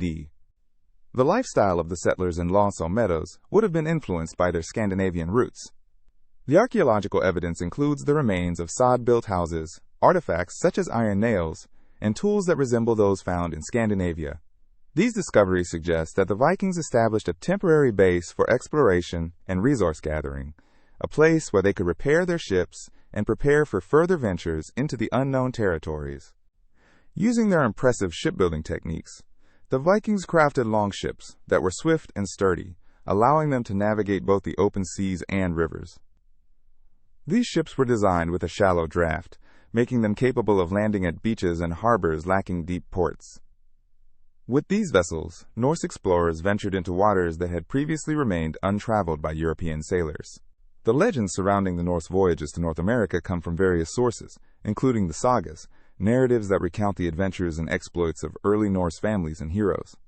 The saga of the Greenlanders describes the journeys led by Leif Erikson, who is said to have landed on a land called Vinland, believed to be a part of modern-day Newfoundland. Vinland is often associated with rich resources, particularly grapes and timber, which were highly sought after. Not only do the sagas provide thrilling tales of adventure, but they also highlight the Norse motivations for exploration, including hunting for new lands for settlement, trading opportunities, and the expansion of their influence. The adventures of Leif Erikson were not singular. Other notable figures like Bjarni Herjolfsson and Thorvald Eriksson are also believed to have participated in voyages along the North American coast. As we piece together the historical narrative of Viking exploration, we uncover clues that suggest the Norse engaged in contact, trade, and possibly conflict with the indigenous populations they encountered. The evidence indicates that they did not settle permanently, but rather made brief forays into the land for resources and exploration. Beyond Les aux Meadows, archaeological sites and findings along the northern coast of North America demonstrate a broader Viking presence. Items like the Norse-style artifacts found in various sites have sparked curiosity among historians and archaeologists alike. These discoveries hint at the extent of Viking exploration, and suggest they may have traveled further south along the coast than previously thought. The Vikings' seafaring prowess was remarkably advanced for their time, with navigation skills that allowed them to travel vast distances. Using natural landmarks and celestial navigation, the Norse were able to chart unknown waters and find their way to uncharted lands. Their adventurous spirit was an integral part of their culture and identity, driving them across the Atlantic Ocean into what is now North America. There is something immensely captivating about the idea that people from Scandinavia set foot on North American soil nearly 1,000 years ago, experiencing the landscapes, flora, and fauna of a new world. This early encounter between two distinct cultures provides an exciting glimpse into the shared history of humanity. Exploring the Viking settlement in America paints a picture of a time when the world was vast and largely unknown, reminding us of the enduring human quest for discovery. The Vikings, with their unique blend of exploration, trade, and raiding, left a mark that has intrigued generations. As we continue to uncover the stories of these early explorers, we gain deeper insights into the interconnectedness of our world and the journeys that shape our understanding of history. In conclusion, the Viking legacy in North America is a reminder of the relentless curiosity that drives exploration. Through the remnants of their settlement, the tales of their journeys, and the skills they mastered, the Norse challenge us to think about the spirit of adventure. Their explorations remind us that the world is full of possibilities and stories waiting to be discovered, echoing through time and inviting us to look beyond the horizon with wonder and anticipation. In the annals of history, Viking settlement in America stands as a testament to the boldness of human endeavor and the quest for understanding in an ever-expanding world. The Antikythera Mechanism is a fascinating artifact from ancient Greece that has captured the imagination of historians, scientists, and enthusiasts for over a century. Discovered in 1901 among the ruins of a shipwreck off the coast of Antikythera, a small island between Crete and Peloponnese. This device dates back to around 150 to 100 BCE and is often considered the world's first analog computer. The significance of the Antikythera Mechanism lies not only in its advanced engineering, but also in the mystery that surrounds its purpose and function. The mechanism itself is made of bronze and consists of a complex assembly of gears and dials that showcase an impressive understanding of celestial mechanics. Despite its age, the precision of the components is remarkable, indicating that the creators possessed a sophisticated knowledge of mathematics and astronomy. At its core, the Antikythera Mechanism is believed to be an astronomical calculator. Researchers have suggested that it was used to predict the positions of celestial bodies and astronomical phenomena, such as eclipses, as well as the timing of the Olympic Games. The device features a series of interconnected gears, which rotate in sync with the movements of the Sun and the Moon. This reveals a deep understanding of the lunar and solar cycles, as well as the intricate relationships between various celestial entities. One of the most enchanting aspects of the Antikythera Mechanism is the way it embodies the ingenuity and creativity of its time. Each gear is meticulously crafted, suggesting that it was made using refined techniques that were quite advanced for the period. By unraveling the origins of the gears and the structure of the mechanism, we gain insight into ancient Greek engineering and craftsmanship. The combination of numerous small gears allowed for sophisticated calculations, where each turn of one gear would drive the motion of others. In addition to its significance in astronomy, the Antikythera Mechanism offers a glimpse into the broader implications of technology and its role in society. During the time it was created, the ancient Greeks were fascinated by the cosmos. Astronomy held a crucial place in their culture, influencing everything from agriculture to navigation. The mechanism may have served as a practical tool for aligning agricultural activities with celestial events, emphasizing the harmonious relationship between nature, time, and human existence. Despite its advanced capabilities, the exact purpose of the Antikythera Mechanism remains debated among scholars. Some theories propose that it could have been used in an educational setting, allowing students or scholars to study astronomy in a hands-on manner. Others suggest that it served specific rituals or ceremonies tied to celestial events, reinforcing the idea that the Greeks saw the heavens as a reflection of their everyday lives. The intricacy of the device and the fact that it was able to perform such complex calculations raised questions about the level of technological development in ancient civilizations. It is fascinating to consider that such an advanced piece of machinery was created over 2 millennia ago, while many of us still grapple with understanding the significance of the cosmos in our lives today. Explorations into the mechanisms used in its construction have revealed a lot about ancient Greek craftsmanship. The creators of the Antikythera Mechanism utilized an effective gearing system that was unprecedented for its time. Researchers have used modern imaging techniques, such as X-ray computed tomography, to uncover the secrets hidden within the layers of copper and bronze. These investigations provide detailed insights into how the gears interlock and function together, shedding light on the sophistication of ancient Greek engineering practices. Further analysis has led to the discovery of inscriptions on the device, which may provide hints about its intended use and operation. These inscriptions include astronomical indicators, such as the names of the zodiac signs and instructions regarding the cycles it tracks. The presence of such inscriptions indicates that the tool was not just a mechanical wonder, but also facilitated education and understanding of the celestial realm. As we ponder the implications of the Antikythera Mechanism, we are reminded of the connection between technology and culture. The pursuit of understanding celestial movements reflects a deeper desire to comprehend the mysteries of life and existence.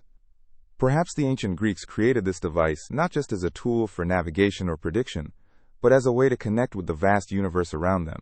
The legacy of the Antikythera Mechanism continues to inspire modern researchers and engineers. It serves as a reminder that knowledge and curiosity about the world have always propelled human creativity. The intricate design and functionality of the mechanism are testaments to the ingenuity of ancient civilizations and their thirst for understanding.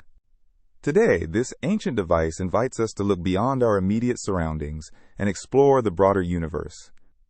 The Antikythera Mechanism stands as a bridge between past and present, reminding us that the quest for knowledge is timeless, and that those who seek to understand the cosmos will always play a significant role in the trajectory of human progress.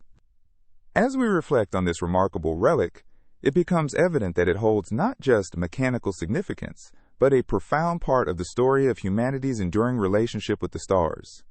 In the world of music and pop culture, few legends have sparked as much intrigue and speculation as the theory surrounding Paul McCartney, famously known as Paul is dead. This bizarre notion suggests that the iconic Beatle died in a tragic accident in 1966 and was secretly replaced by a look-alike, an idea that has lingered in the shadows for decades. The story began circulating in the late 1960s, fueled by a combination of cryptic lyrics, the seemingly mysterious behavior of the band, and the often obsessive nature of dedicated fans. It was a time when the Beatles were at the height of their fame, and their music was evolving rapidly. As speculation grew, some fans started to notice clues that they believed hinted at McCartney's supposed death. This phenomenon is a prime example of how conspiracy theories can take root in popular culture. One of the most notable aspects of the theory is the idea that hidden messages were embedded within the Beatles' songs and album covers. For example, some fans dissected the lyrics of Revolution 9 Inches from the White Album and claimed to hear the phrase, "Turn me on, dead man," when played backwards. This led them to believe there were secret signs confirming the theory. Others pointed to the cover of Abbey Road, where McCartney is barefoot and out of step with the other band members, interpreting this as a sign of his death and the band's awareness of it. The album cover art itself became a focal point of this conspiracy. The cover of Sgt. Pepper's Lonely Hearts Club Band features a collage of famous individuals, and some enthusiasts argue that the figures positioned around McCartney provided additional evidence of the theory. For instance, they noted the presence of a grave marker that supposedly referenced McCartney's demise. This interpretation was nothing more than conjecture, but it showcased how creative fans could be when piecing together their version of a story. As the years rolled on, the theory only gained momentum. It inspired countless articles, radio shows, and even discussions on college campuses. The idea of Paul's replacement led fans to explore who this imposter could be. Some proposed that the look-alike, often referred to as Fall, had similar physical features, but the differences were what intrigued theorists the most. They argued that the new McCartney displayed altered personality traits and vocal patterns, alluding to a different persona taking over.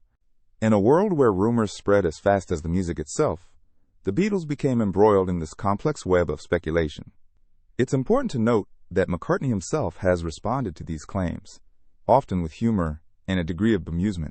He has gone on record to dismiss the theory, expressing disbelief that anyone would buy into such an elaborate story.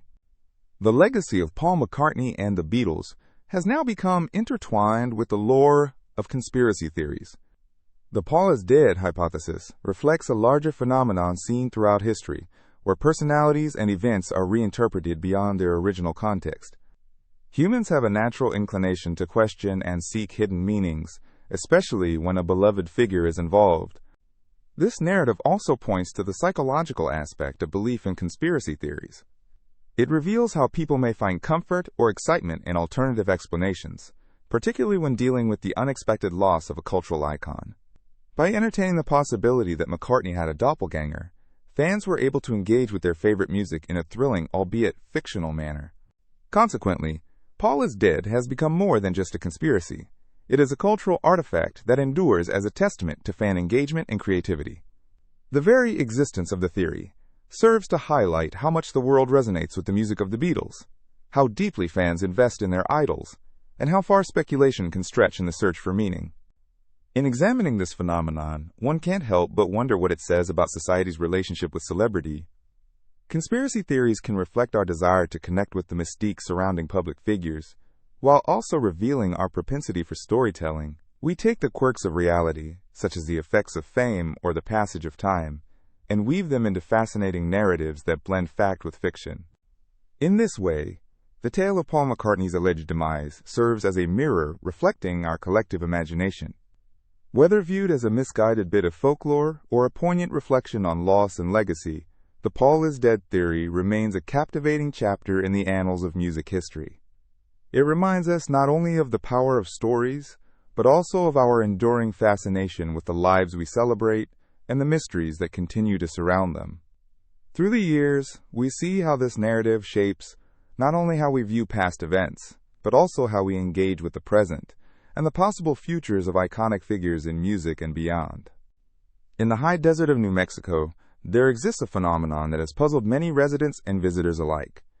This curious occurrence is known as the Taos Hum, a low-frequency sound that some people hear but others do not. Imagine standing in a quiet space, perhaps during twilight when the world seems to hush, and suddenly you become aware of a persistent humming. This sound isn't loud or obtrusive, but it is low and droning, lingering in the air like an echo of something just out of reach. First reported in the late 20th century, the Taos Hum is characterized as a continuous and low-frequency noise, often compared to the sound of a distant generator or the hum of machinery. Interestingly, not everyone who visits or lives in Taos can hear it. In fact, only a small percentage of the population, about 2% to 10%, report perceiving this peculiar sound. This disparity raises questions about perception, suggesting that factors such as hearing ability and sensitivity play a significant role in whether an individual can detect the hum. Theories surrounding the origin of the Taos Hum abound. Some speculate that the sound may originate from natural sources, perhaps the Earth itself or geological activity. Others entertain the possibility that it stems from human-made structures or industrial activities nearby. However, extensive investigations have not conclusively identified a source. Scientists and acoustic researchers have paid close attention to this mystery, attempting to record the hum in various locations within Taos, yet the results have been confounding. At times, people have suggested that the hum could come from remote resounding vibrations caused by distant factories or even overhead aircraft. People have theorized about everything from electromagnetic waves to pumping underground water. Some suggest that the varying levels of humidity and atmospheric pressure might affect how sound travels, creating a unique auditory phenomenon that some catch while others miss. The impact of the Taos Hum on those who hear it can vary widely. For some, it is merely an odd curiosity, a sound that adds a layer of intrigue to their experience in Taos. Others, however, find it quite unsettling. Complaints of discomfort and irritation have been reported by those who perceive the hum, leading to interruptions in concentration and even sleep.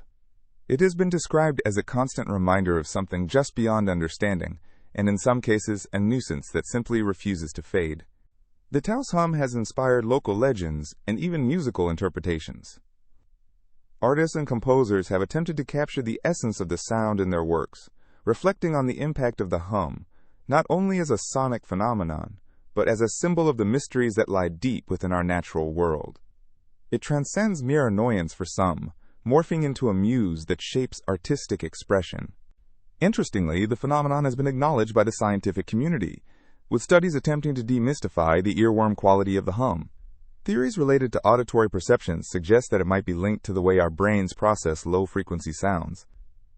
In some cases, individuals with specific hearing sensitivities might find themselves more attuned to sounds that others simply overlook. The allure of the Taos Hum is magnified by its mystique. It presents a blend of science, perception, and the human experience. While people may not reach a consensus on its cause, the very existence of the hum adds a layer of narrative richness to the landscape of Taos. It ties together a community, creating conversations and connections over shared experiences or lack thereof. As you stroll through the streets of Taos or explore its breathtaking landscapes, you might find yourself contemplating the nature of sound, perception, and the mysteries that nature holds. The hum raises questions about how much of our environment we naturally filter out and how many hidden stories lie within the frequencies that play in the background of our lives. What if you could uncover your own unique understanding of this sonic mystery? Not everyone will encounter the hum. Some may feel only the quiet serenity of the night sky. For those who do hear it, it remains a reminder of how varied the human experience can be, especially in a world as rich and diverse as ours. As if resonating with the very earth itself, the Taos Hum evolves into a shared piece of folklore and experience among those who call this mystical place home, or those just passing through. It serves as a gentle nudge to remember that we exist in a world filled with enigmatic sounds and energies, often stepping into realms we cannot fully unravel, but can certainly appreciate. The wonder of the hum invites contemplation and connection, reminding us that there is always more to explore and understand in the vast tapestry of life. In the heart of rural Ohio lies the small town of Circleville, a place that boasts a community spirit and a rich history. However, in the late 1970s, this peaceful town was shaken by a mysterious and disturbing series of events known as the Circleville Letters. This saga revolves around a series of anonymous, threatening letters that left residents puzzled and anxious. The story began in 1976 when residents started receiving letters from an unknown person. The letters contained accusations and personal information that only someone close to the recipients could know. The anonymous writer, who identified themselves as the Circleville writer, targeted various members of the community, detailing their private lives in an unsettling way. The letters explored intimate aspects of the lives of town residents, including their relationships, behaviors, and even their children. This intimate knowledge created fear and confusion within the tight-knit community. One notable recipient of these letters was a woman named Mary Gillespie, a school bus driver. The writer accused her of having an affair with a married man, and this accusation would spiral into a series of events that escalated tensions in the town. Mary became the focal point of the mystery, as she not only received letters but also found her personal life disrupted by the harassing correspondence. The relentless nature of the letters deeply affected her life, leading her and her family into a state of anxiety and distress. As the letters continued to spread throughout the community, the anonymous writer's threats grew bolder. Some letters contained warnings about the consequences of certain actions or behaviors.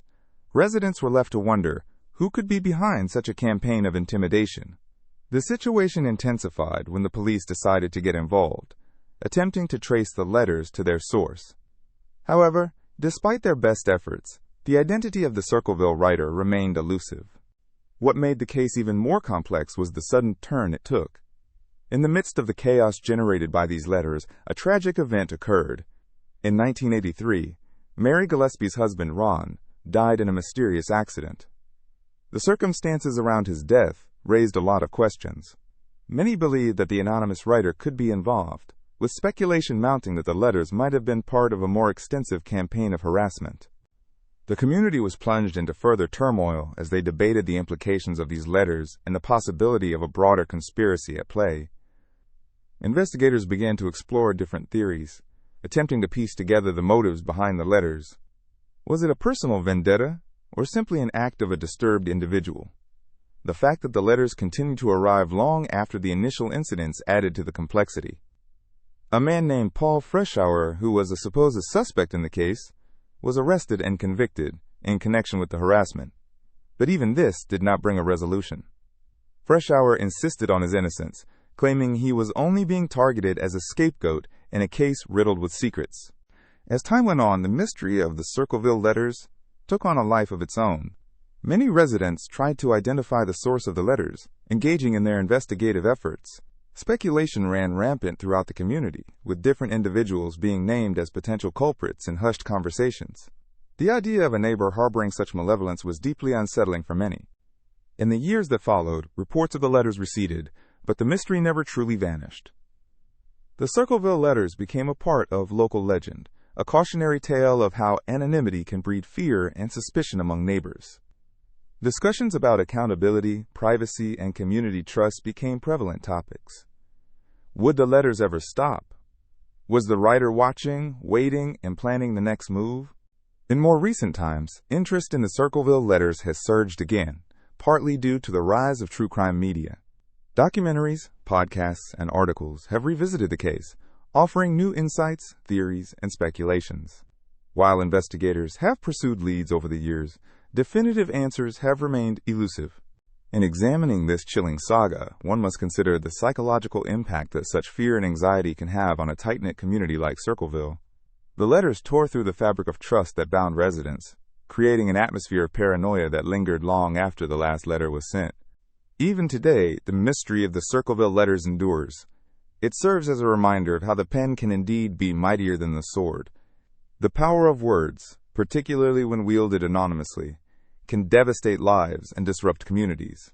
As the story continues to intrigue historians and true crime enthusiasts alike, the people of Circleville carry the weight of their past, an unsettling chapter that lingers in the shadows of their small-town legacy. What truly lies behind anonymity? What happens when your neighbor becomes your enemy, and no one knows who the author of fear is? The Circleville letters remain an unanswered question, echoing throughout the years in the hearts and minds of its residents. In the heart of Stockholm, a city renowned for its beautiful landscapes, rich history, and stunning architecture, there lies a tale that has intrigued and mystified residents for decades. This is the story of the Silverpilen, a ghost train said to roam the depths of the city's metro system, a chilling urban legend that captures the imagination of those who hear it. The legend of the Silverpilen, which translates to the Silver Arrow, begins with an unusual train that appeared mysteriously on the Stockholm subway tracks. This train is often described as having a distinct metallic silver color, giving it an otherworldly sheen that sets it apart from the regular rolling stock used on the metro. Flickering lights, eerie sounds, and the ghostly presence of passengers from another era have all been part of the tales shared by those who claim to have encountered this phantom vehicle. Interestingly enough, the Silverpilen was once an actual train in service, operational from the late 1960s until the early 1990s. It was part of a fleet designed specifically for the city, featuring a sleek design and modern technology for its time. However, after its retirement, stories began to swirl about its return, transforming it from a forgotten vehicle into a spectral entity. According to folklore, it is said that the Silverpilen only appears on infrequent occasions and typically at night, quietly gliding along the darkened tracks. Witnesses report that if one happens to catch a glimpse of the Silverpilen, they have a few moments of shock before the train vanishes as quickly as it came, leaving behind an unsettling silence. Passengers on board are often described as being otherworldly themselves, dressed in styles reminiscent of previous decades, as if they have stepped out of a different time. Some say they can even hear whispers or distant laughter as the train passes, but when they turn or attempt to get closer, the Silverpilen slips away, leaving a lingering sense of mystery in its wake. What makes the Silverpilen particularly captivating is not just its ghostly appearances, but also the various theories surrounding its purpose. Some believe it to be a harbinger of doom, while others view it as a comforting presence, perhaps guiding lost souls or those who need solace. Urban legends often serve as reflections of our fears, curiosities, and longing for connection, and the story of the Silverpilen is no exception. Many stories of encounters with the ghost train emphasize the surreal experience of seeing it. Imagine standing on a dimly lit platform, the city's familiar sounds dimming to an eerie hush as an unexpected chill sweeps through the air. Suddenly, glimmering in the shadows, the Silverpilen appears. Its metallic exterior seems to shimmer with a life of its own, contrasting starkly against the gritty backdrop of the underground. A moment of wonder strikes, mixed with an unshakable sense of fear. You might feel compelled to step closer, to understand what this enigmatic train represents, but as quickly as it materializes, it vanishes, leaving you questioning your own experience. Over the years, the myth has captured the attention of many, inspiring everything from local folklore to artistic representations in literature and film. The Silverpilen serves as a metaphorical mirror to the collective consciousness of Stockholm, a city with a rich past and constant change. What does it mean to inhabit a space with such history? Can remnants of the past linger in the present? And, if so, what stories do they still have to share? The airport, the modernity of the city, and the blend of old and new create an atmosphere ripe for stories like that of the Silverpilen. Additionally, the urban landscape of Stockholm contributes to the mystique. The city is known for its intricate subway system, which tunnels beneath the surface and weaves together the various neighborhoods, each with its own unique character and stories. The Silverpilen sits like a ripe fruit on this vine of history and urban life, a reminder that, even in modernity, echoes of the past can still resonate powerfully. For those who may visit Stockholm, the legend of the Silverpilen continues to draw curious individuals, whether they are locals or tourists, hoping to catch a glimpse of the elusive train during their travels. Even in an age dominated by technology and digital communication, the tale of the ghostly train reminds us of our desire for connection, for stories that transcend time and speak to the mysteries of life that are often left unexplored. So as you journey through the vibrant streets of Stockholm, or descend into the depths of its subway, keep your senses attuned. Listen for the sound of a distant whistle or the flicker of silver along the tracks. Perhaps, just perhaps, the spirit of the Silverpilen will choose to reveal itself to you, inviting you into a story that echoes through time, a story that connects the past to the present in ways we are still trying to understand. Enjoy your exploration of this remarkable city, rich in tales of the unknown, and remain open to the mysteries that linger just beneath the surface. The lost cosmonauts theory is a fascinating and somewhat eerie part of space exploration history. This theory proposes that prior to Yuri Gagarin's historic flight in 1961, the Soviet Union had sent other cosmonauts into space. These missions, however, were not publicly acknowledged, and the cosmonauts were reportedly lost in the vastness of space, their stories hidden from the world. The origins of the lost cosmonauts theory can be traced back to the early years of the space race, a period marked by intense rivalry between the Soviet Union and the United States. Both nations were in a fierce competition to achieve significant milestones in space travel. The Soviet Union, in particular, was determined to establish its dominance, and this drive led to some ambitious and secretive missions. One of the most compelling pieces of evidence that proponents of the lost cosmonauts theory cite is a series of mysterious radio transmissions that were supposedly picked up by amateur radio operators.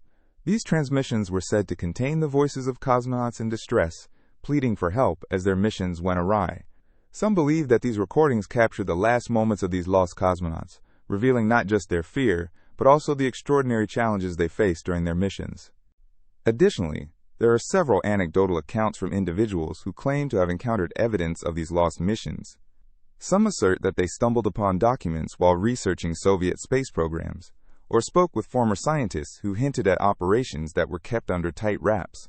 These whispers of secret flights add to the intrigue surrounding the lost cosmonauts theory. One prominent figure associated with this theory is the Italian journalist Piero Bianchini. In the 1960s, he conducted extensive research into the Soviet space program and even published a book that outlined his findings. Bianchini claimed that before Gagarin's successful flight, multiple cosmonauts were sent into orbit but did not return, either due to technical failures or fatal accidents. His assertions stirred public interest and led many to wonder about the real story behind the Soviet space missions. Despite the assertions surrounding the lost cosmonauts theory, tangible evidence remains elusive. Official Soviet records do not mention these supposed missions, and as time passed, it became increasingly challenging to confirm or deny such claims. The lack of documentation has led many skeptics to dismiss the theory as a conspiracy without any substantial proof. After all, the Soviet Union was known for its secrets, and much of its work was conducted behind closed doors. Yet the mere possibility of lost cosmonauts evokes strong emotions. Imagine the bravery of these unknown individuals, daring to push the limits of human exploration at a time when space was largely uncharted. They took risks that many would shy away from, contributing to the pioneering spirit of humanity in its quest for knowledge and adventure. Even if they did not succeed, they embodied the passion and determination that has driven explorers throughout history. An intriguing twist in this tale involves the context of the Cold War, during which both superpowers were preoccupied with showing their superiority. The stakes were high, and the desire for glory often overshadowed safety protocols. This intense atmosphere raises the question, could it be that the Soviet government prioritized the image of success over the lives of its cosmonauts? Would it have been too damaging to admit that they had lost astronauts in their early attempts at human spaceflight? It's also worth noting the nature of space missions at the time. The technology was in its infancy, and many components of the spacecraft were untested. Issues like aerodynamic instability, problems during launch, and communication failures were real threats. This vulnerability opens another layer of understanding about the risks undertaken by these cosmonauts, and suggests a broader narrative of both tragedy and triumph in the quest to reach the stars. The tale of potential lost cosmonauts bridges human curiosity and the realities of exploration. It reflects a universal theme, the lengths to which individuals will go to pursue their dreams, even when faced with overwhelming odds. These individuals, regardless of whether they were officially recognized or lost to history, symbolize the spirit of human endeavor. While evidence remains scant, and many dismiss the lost cosmonauts theory as fanciful lore, it continues to capture the imagination of historians, space enthusiasts, and conspiracy theorists alike. In a world where exploration knows no bounds, the stories of those who might have come before remind us that each leap into the unknown carries with it the risks and sacrifices of those who dared to try. Ultimately, the true story behind the lost cosmonauts may never be fully revealed. Yet the mystery serves as a testament to the courage of early space explorers, both celebrated and forgotten. As humanity ventures deeper into the cosmos today, it is essential to remember those who took the first steps amidst the uncertainty and trepidation that space exploration evokes.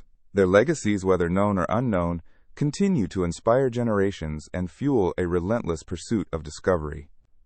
This theory, shrouded in speculation, leads us to ponder, what other stories lie hidden in the annals of human exploration? As we gaze upward into the starry sky, we might just catch a glimpse of the courage and determination that truly defines our journey into the universe. The Black Knight satellite is one of the most intriguing and mysterious tales from the world of space exploration and extraterrestrial speculation.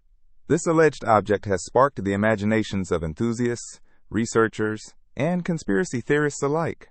It is said to be an ancient satellite, orbiting our planet, and some suggest that it could even be of extraterrestrial origin. The story surrounding the Black Knight satellite begins in the 1950s, with reports of unusual signals detected by scientists and radio operators. These signals were unlike anything previously recorded, leading to a flurry of speculation about their source. Some believe that these signals were reminders of advanced civilizations from beyond our Earth, attempting to communicate with humanity. Since then, the legend of the Black Knight has grown, fueled by growing interest in UFOs and the search for extraterrestrial life. In 1960, the U.S. Navy is reported to have detected a mysterious object in polar orbit which they could not identify. This sparked even more curiosity within the scientific community.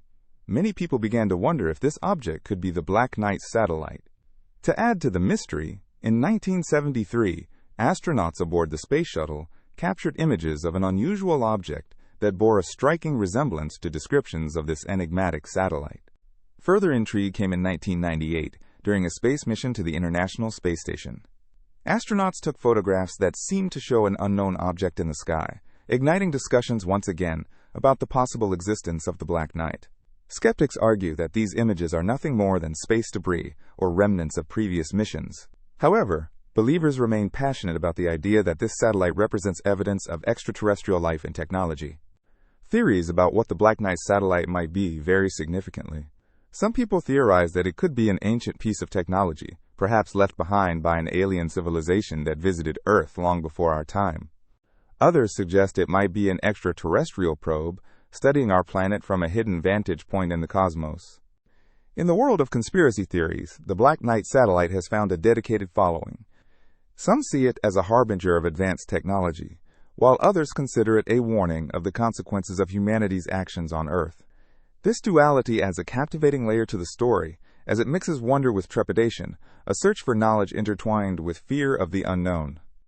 The concept of the Black Knight also touches on the human fascination with the cosmos and our place within it. As humans, we have always gazed at the stars, wondering what lies beyond our planet.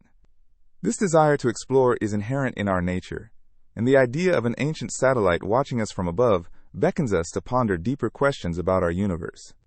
What if we are not alone? What if we are being observed by others out there in the vastness of space? Although many scientists and researchers dismiss the idea of the Black Knight as merely a myth or a misinterpretation of space phenomena, it continues to capture the imagination of those who seek out the extraordinary. The existence of such a satellite, if true, would challenge our understanding of space and humanity's past. The story resonates with our inherent curiosity about what exists beyond our planet and encourages us to continue exploring the universe. Whether one views the Black Knight satellite as a marvel or a myth, its place in the imagination of believers highlights our endless quest for knowledge. The idea that something seemingly ancient and mysterious could be observing us shifts our perspective, inspiring us to look up at the night sky with a sense of wonder. Each twinkling star reminds us of the possibilities that lie beyond Earth, urging us to dream of faraway places and cosmic events beyond our understanding. For many, the Black Knight serves as a symbol of hope and adventure. It conveys the notion that we are not alone in the universe, that there may be other beings looking back at us from afar. Such thoughts can inspire a longing for connection across the cosmos, inviting us to explore the multitude of questions that remain unanswered. Amidst the many stories and legends wrapped around the Black Knight satellite, it stands as a reminder of humanity's part in a grand tapestry of existence. Whether factual or not, this tale emphasizes our shared journey into the unknown. As we search for answers and venture into space, the legend of the Black Knight will likely continue to inspire us, reminding us to gaze up into the cosmos with wonder and curiosity, always questioning, always exploring. The Valley of Headless Men is a remote and enigmatic region located in the northern reaches of Canada, within the vast wilderness of the Nahanni National Park in the Northwest Territories. This valley has garnered a reputation steeped in mystery, adventure, and a series of unsettling events that have captured the imagination of explorers, historians, and those intrigued by the unexplained. The story of the Valley of Headless Men began in the early 20th century, when the first accounts of strange happenings started to surface. Initially, it was a place of great beauty, characterized by dramatic landscapes, towering mountains, and flowing rivers. However, beneath this stunning exterior lies a darker history. In the 1900s, many prospectors ventured into the valley in search of gold, drawn by rumors of rich mineral deposits. Unfortunately, many of these men never returned, disappearing without a trace. While the gold rush attracted many hopeful miners, the allure of fortune quickly turned into tales of dread. Several bodies were eventually discovered in the valley under mysterious circumstances. These bodies were often found without heads, leading to the valley's chilling moniker. The first documented case was that of a man named Frank E.S. McLeod, who was found in 1908. His head was missing, and this gruesome discovery raised questions that remain unanswered to this day. As stories of other missing individuals began to emerge, the valley gained notoriety among the indigenous tribes in the region as well. Local legends spoke of supernatural forces at play, with some claiming the area was cursed. The Dinan people, who have inhabited these lands for generations, often recounted tales of malevolent spirits and entities that might have played a role in the mysterious disappearances. The whispers of danger kept many from daring to explore the depths of this seemingly untamed wilderness. One of the most famous stories connected to the Valley of Headless Men involves the legendary Nahanni River. This twisting river is not only breathtaking, but also serves as an essential lifeline for wildlife and those brave enough to navigate its waters. However, it is said that the river holds secrets, and that many who dared to canoe its rapids frequently faced treacherous conditions that led to their disappearance. Over the years, numerous adventurers who sought to conquer the river and explore the valley did so at their own peril. Despite the ominous stories, the valley continues to attract thrill-seekers and explorers drawn by both its beauty and its mysteries. Adventurers often venture into the wilderness, seeking the same riches that entice the first gold miners, with many determined to uncover the secrets behind the eerie legends. Among the tales, one stands out, that of the lost gold mine called the El Dorado.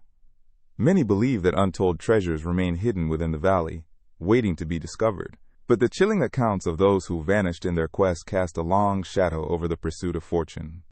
The region has been the subject of various investigations and explorations over the years. Several expeditions sought to document the valley's natural beauty and discover more details about the eerie occurrences. However, the wilderness is unforgiving, and many who have attempted to delve too deeply into the valley's secrets have faced perilous conditions, such as extreme weather, wild animal encounters, and difficult terrain. The juxtaposition of danger and beauty creates a tantalizing dichotomy that both entices and warns. While some of the unexplained phenomena may be dismissed as myth or folklore by skeptics, there are still those who believe that with each passing year, the valley whispers its secrets to those willing to listen.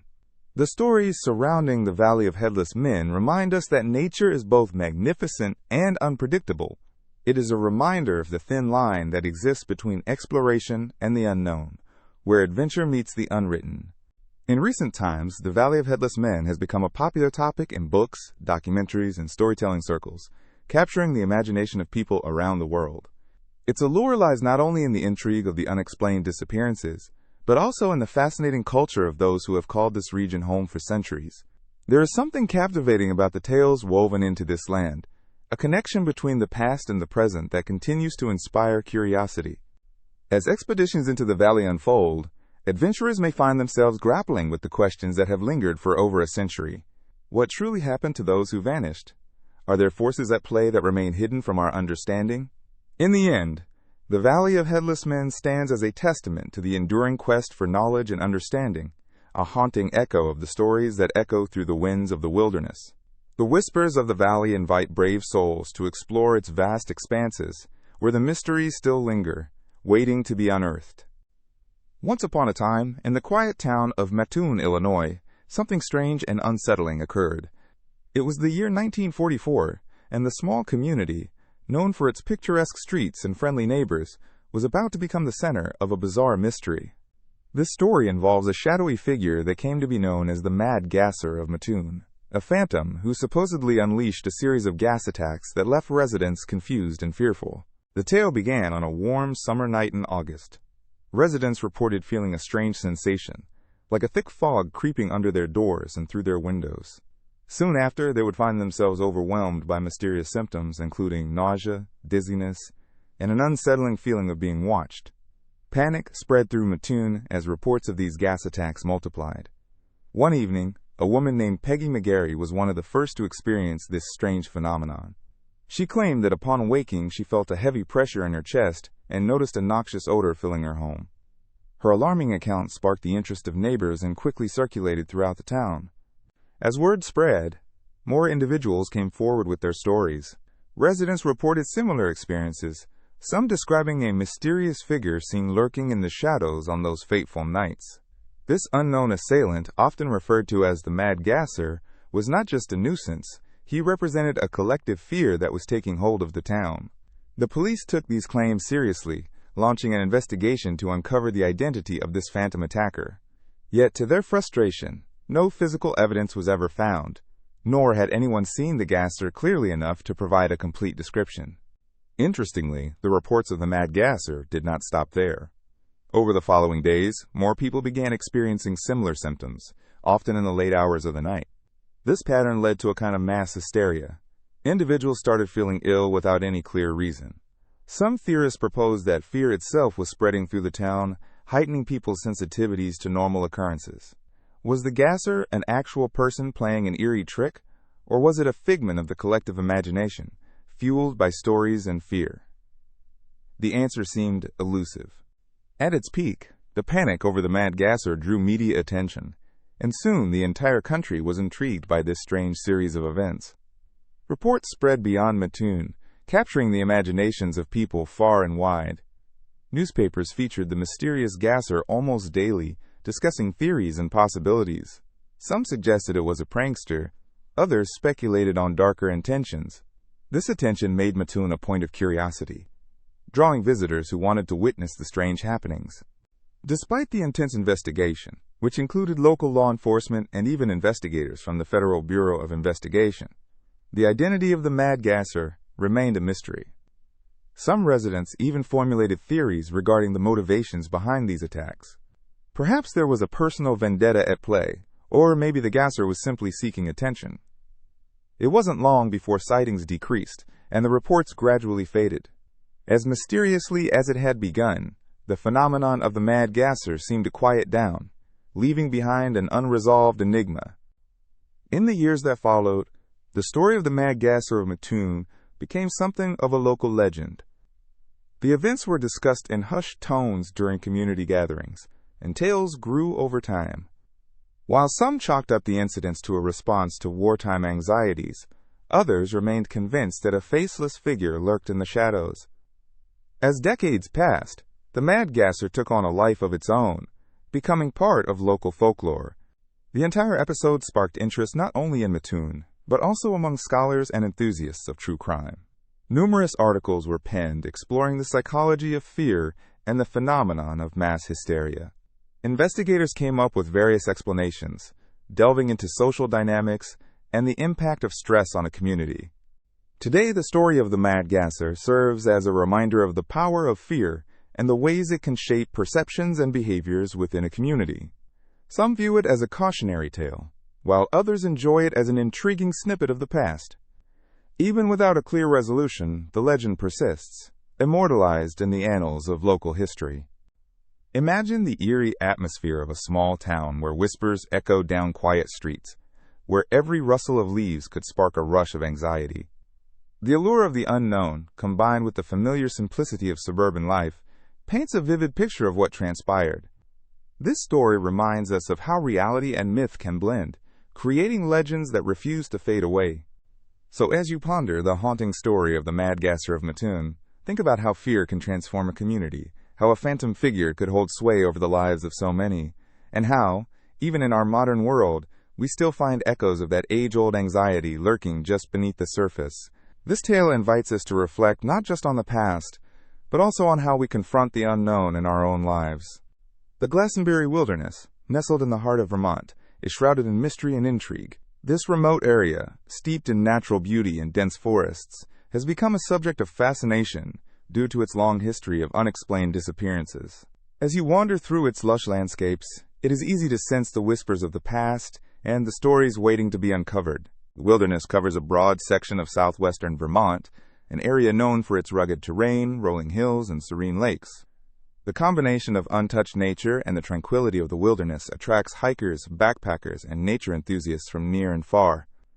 Yet, amidst the beauty lies an unsettling history that has led to an air of speculation about the area. First documented in the 19th century, the disappearances began to draw attention in the 1940s and 1950s when several individuals vanished under strange circumstances while exploring the Glastenbury Wilderness. Nature, while majestic, can also be unpredictable and treacherous.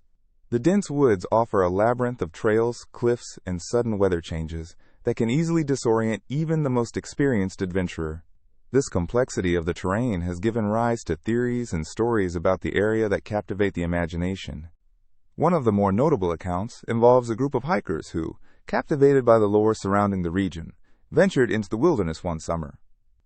Despite their careful planning and familiarity with the area, they never returned. Search parties combed the forest for days, yet no trace of the hikers was found. It was as if they had simply vanished, leaving behind nothing but questions. Their disappearance shocked the local community and heightened awareness of the potential dangers lurking in the wilderness. As the years passed, more stories emerged, with visitors sharing tales of odd occurrences and strange sensations while exploring the dense thicket. Some reported feeling an odd pull to stray from marked paths, leading them deeper into the wilderness. Others spoke of a chilling presence or an unseen watchfulness, adding an eerie layer to their experiences. These accounts have only added to the allure of the region, transforming it into a hotspot for thrill seekers and paranormal enthusiasts alike. Many theories have arisen to explain the unsolved disappearances, ranging from the natural to the supernatural. Some believe that the rugged wilderness can create conditions where even the best prepared individuals can become lost, an unfortunate result of a moment's distraction or inattention. Others speculate about the possibility of unknown creatures or phenomena operating within the confines of Glastenbury, fueling the legend of the area. In addition to the tales of disappearances, Glastenbury Wilderness is rich in history. Established as a town in the early 1800s, it once boasted a vibrant population supported by industries such as timber and farming. As time passed, the town's population dwindled, and by the late 19th century, many buildings were abandoned, returning the area to the grips of nature. Today, the remnants of this history can still be seen in the form of crumbling stone foundations and overgrown paths, creating an atmosphere steeped in nostalgia and mystery. Hiking through Glastenbury can feel like stepping into a different world, where the past intertwines with the present. The air is crisp and clean, filled with the scent of damp earth and pine. Sunlight filters through the trees, creating dappled patterns on the ground, and the sound of a distant brook provides a soothing soundtrack to your journey. Each rustle of leaves or snap of a twig can spark curiosity, reminding you of the many stories that have unfolded in these woods. Around every bend in the trail, there is a sense of the unknown, a pivotal point between the familiar and the mysterious. Aspiring adventurers are often driven to explore the wilderness, not only for the thrill of the journey, but also for the chance to experience something extraordinary, something that defies explanation. It is this combination of natural beauty and enigmatic history that continues to draw visitors year after year. The Glastenbury Wilderness, with its tales of mystery and allure, serves as a reminder that nature holds many secrets waiting to be discovered. Each step taken on its trails invites reflection on the past and the countless stories woven into its fabric. Whether you are seeking adventure, tranquility, or simply a connection with the great outdoors, this wilderness offers a unique experience, leaving an indelible mark on those who wander its paths. As you navigate through the trees and breathe in the fresh mountain air, consider the footprints of those who have ventured here before. Each visit to Glastenbury is an invitation to connect with the land and its stories, to harness the sense of wonder that comes with exploring the unknown. In this timeless wilderness, the echoes of history blend beautifully with the whispers of the present, encouraging all who enter to weave their own story into its tapestry. The Great Pyramid of Giza, standing majestically on the Giza Plateau in Egypt, is one of the most iconic symbols of ancient civilization. Built around 4,500 years ago, this monumental structure continues to fascinate historians, archaeologists, and visitors from around the globe. While its grandeur is apparent, What lies beneath its smooth limestone surface is the subject of much speculation and intrigue. There are theories suggesting hidden chambers and advanced technologies that may have been used in its construction. One of the most compelling aspects of the Great Pyramid is its construction. How could ancient Egyptians, without modern machinery or technology, have built such an enormous edifice? This question has led to various theories about the advanced techniques they might have employed. Some researchers suggest that they utilized a series of ramps constructed from mud brick or limestone to transport massive stone blocks into place. These ramps, possibly straight or circular, might have allowed workers to haul stones up the pyramid's face as construction progressed. But what if the construction methods were even more sophisticated? Some theories propose the use of counterweights or pulley systems that could have made moving large stones more manageable. This raises the question of whether the ancient Egyptians had access to a knowledge of physics that we still have yet to fully understand. The possibility of hidden chambers also adds to the mystery surrounding the pyramid. Numerous surveys and explorations have hinted at the existence of undiscovered spaces within its structure.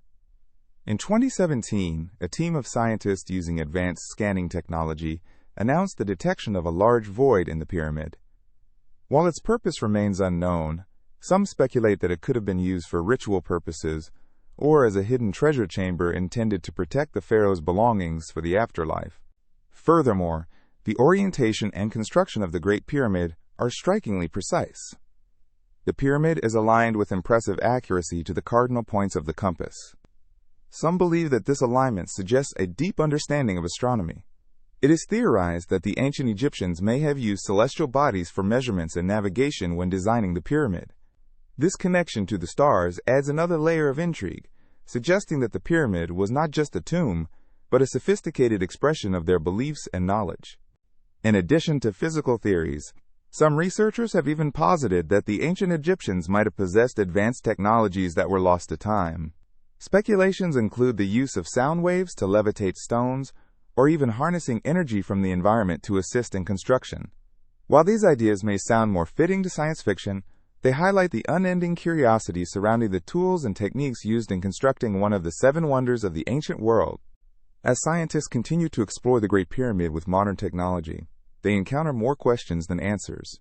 Ground-penetrating radar has become a valuable tool in search of hidden chambers, revealing anomalies that spark the imagination.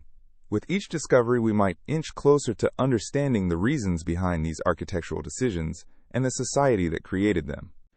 The idea of sacred geometry in the design of the pyramid deserves attention as well.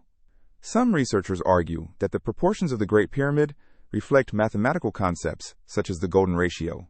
This implies a level of aesthetic and scientific sophistication that still captivates architects and mathematicians today. Exploring how this knowledge might have played a role in construction invites further thought on the cultural importance of mathematics and astronomy in ancient Egyptian society. The Great Pyramid not only serves as a burial site, but also stands as a testament to the civilization that built it. This ancient structure embodies a combination of engineering prowess, artistic expression, and profound spirituality. Each stone, meticulously placed, shares a story from a time long before modern technology existed. What remains to be discovered beneath its surface continues to beckon archaeologists and historians alike to delve deeper into the enigma that is the Great Pyramid of Giza. Ultimately, as we uncover more about this wonder, we may find that the answers reshape our understanding of ancient civilizations and their capabilities. The Great Pyramid stands not only as a physical marvel, but also as a gateway into the rich and complex beliefs of the people who erected it.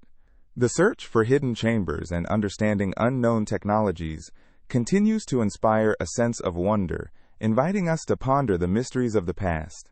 As we gaze up at the towering structure, we cannot help but feel a sense of awe for those who built it, with all their ingenuity and skill.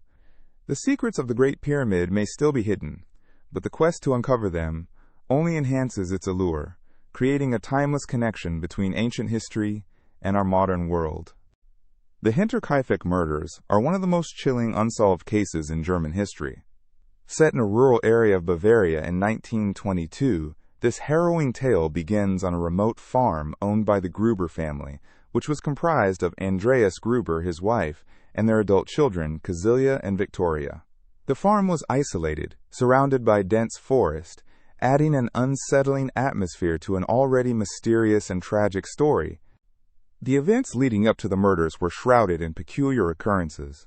Andreas Gruber had reported strange happenings around the farm prior to the tragedy. He often mentioned the discovery of unexplained footprints in the snow leading away from the house. He also noted that tools had gone missing, which added to his anxiety. These incidents suggested that someone possibly prowled the property, waiting for an opportune moment to strike. Despite his apprehensions, life on the farm continued until that fateful night in March. The Gruber family was not alone, as Victoria Gruber had recently taken in her young daughter, Josephine.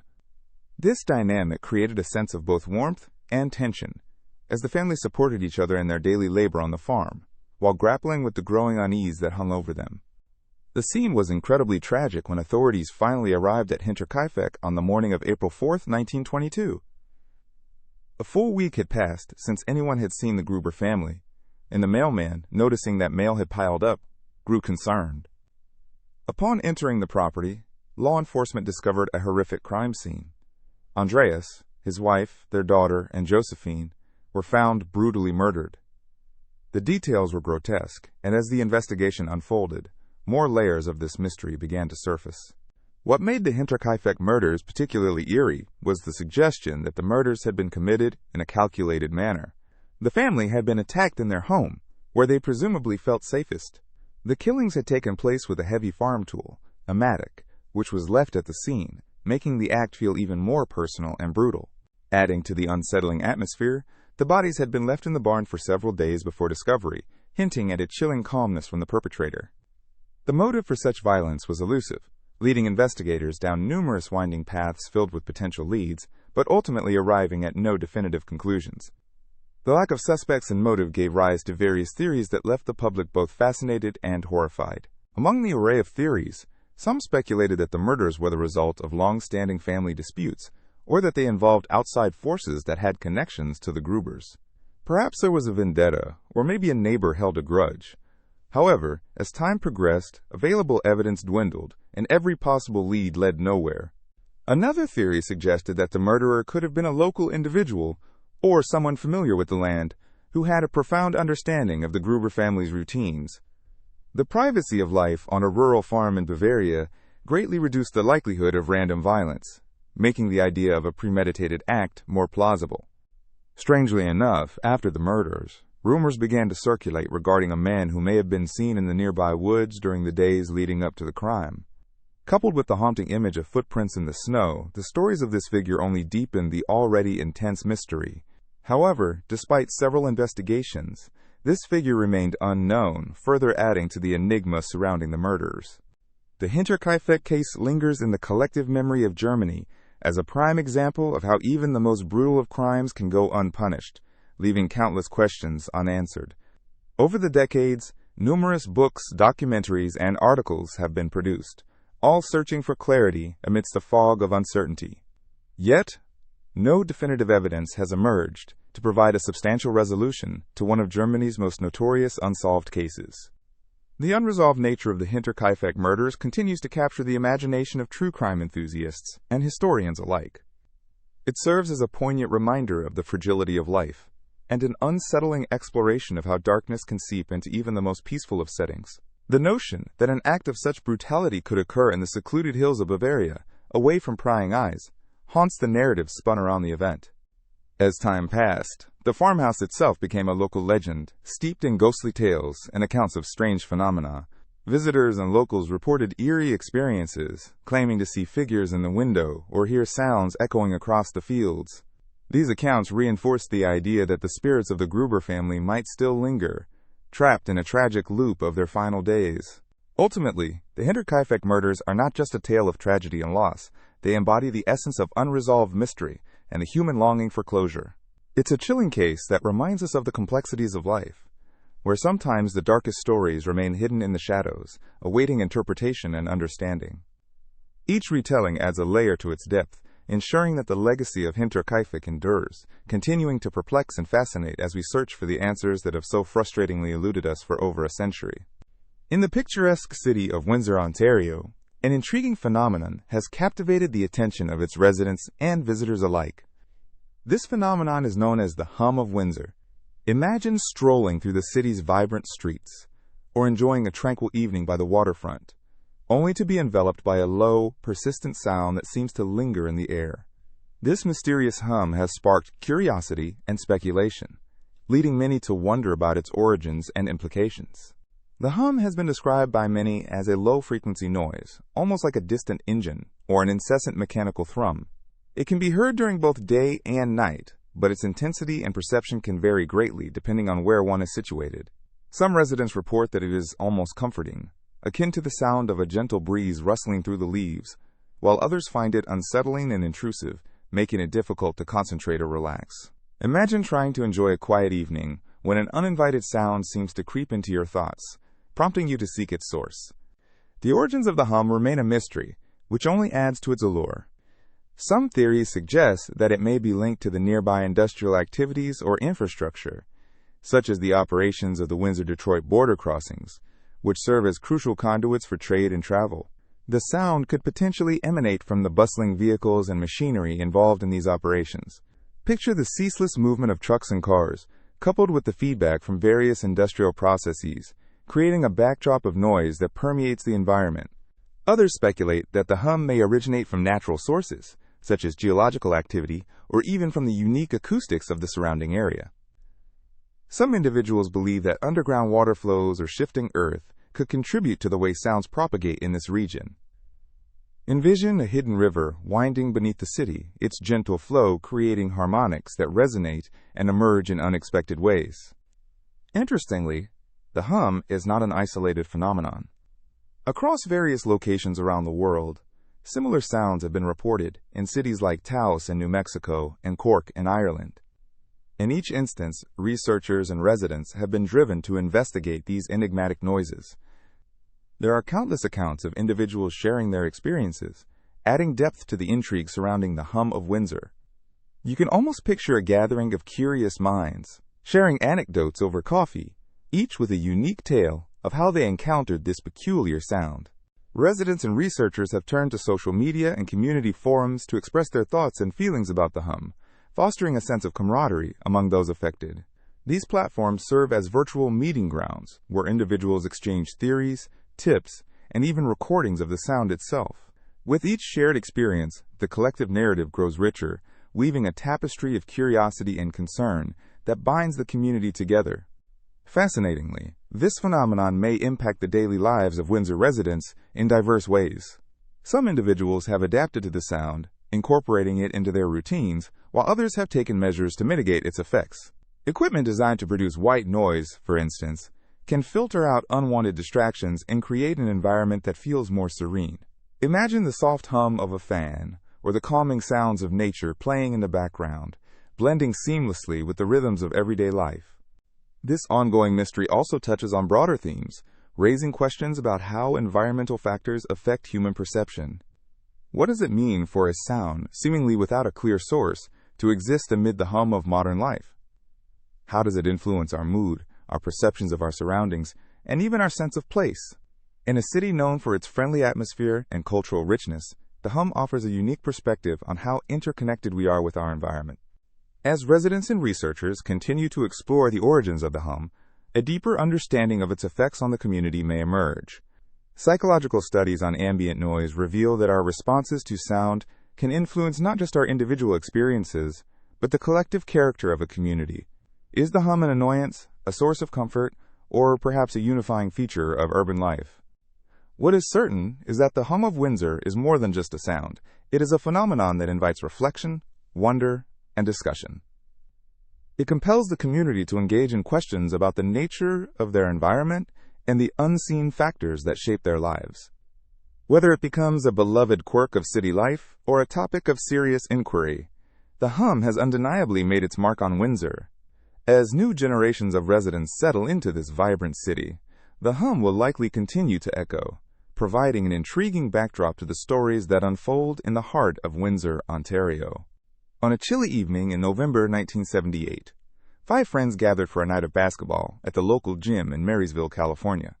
This ordinary gathering, filled with laughter and competition, would soon turn into an enduring mystery that has captivated those intrigued by the unknown for decades. The group, often referred to as the Yuba County Five, consisted of Gary Mathias, Jack Madruga, Bill Sterling, Ted Weir, and Jackie Hewitt. These men were not just friends. They shared bonds that extended beyond the court. They were known to be close-knit and supportive of one another, often participating in community events and spending time together. After the game, the men decided to take a trip to a nearby area, possibly to grab a bite to eat or to continue their evening in a leisurely fashion. However, what transpired in the hours that followed would leave countless questions lingering in the minds of their families and the authorities. The basketball game ended, and the five men left the gym but never returned home. Initially, their families perceived their absence as an extension of a typical night out. However, as the hours turned into days, worry quickly grew. The disappearance soon caught the attention of local law enforcement, who launched an extensive search effort, combing the surrounding areas in hopes of finding any trace of the group. As the investigation unfolded, more information came to light. The friends were last seen heading towards a remote area called the Plumas National Forest. This rugged terrain is known for its dense woods, steep hills, and freezing temperatures, making it both beautiful and potentially dangerous. Despite early optimism that the men may have simply taken a detour, the reality began to set in that something more serious might have occurred. Searching parties, composed of local volunteers, law enforcement, and even helicopters, scoured the wilderness, but weeks passed, and still, there were no leads. The case grew colder, but for the families, the hope remained alive. The community rallied together, launching drives and prayer vigils, refusing to let the names of the Yuba County Five fade from memory. In a twist of fate, a breakthrough came several weeks later, when a group of hikers stumbled upon a car abandoned near the entrance of the forest. The vehicle belonged to the men and provided critical evidence that would shift the course of the investigation. Inside the car, personal belongings were discovered, items like wallets, identification, and even a basketball. Strikingly, there was no sign of any struggle or foul play. In a baffling turn of events, the car also had a full tank of gas, suggesting the five men never intended to start a long journey, adding further layers to the mystery. The absence of any concrete evidence in their car only deepened the enigma surrounding their fate. As inquiries into the Yuba County Five continued, the investigation took a different direction. Search teams expanded their efforts, focusing on vast areas of the wilderness where the men might have wandered. Meanwhile, the families kept searching, encouraging thoughts of continual hope that they would one day reunite with their loved ones. Weeks turned into months, and the case remained open, though it began to cool down in the public eye. The narrative took another unexpected turn a few months later, when authorities received reports of sightings of the men. These accounts, often from individuals traveling through the remote areas, painted a picture of the five friends potentially navigating the forests. However, none of these reports materialized into solid leads. It was as if the five had disappeared into thin air. In June of 1979, a significant discovery was made. A group of hunters stumbled upon a remote cabin buried deep within the woods. To their astonishment, inside, they discovered the remains of some of the belongings of the Yuba County Five. However, there was still no sign of the men themselves. This discovery reignited the case, but it did not bring closure to the families who had been waiting for answers for nearly 6 months. Theories about what may have happened to Gary, Jack, Bill, Ted, and Jackie have persisted ever since. Some speculate that the men met with misfortune while out in the wilderness and succumbing to the elements. Others consider the possibility of a more sinister fate, perhaps foul play.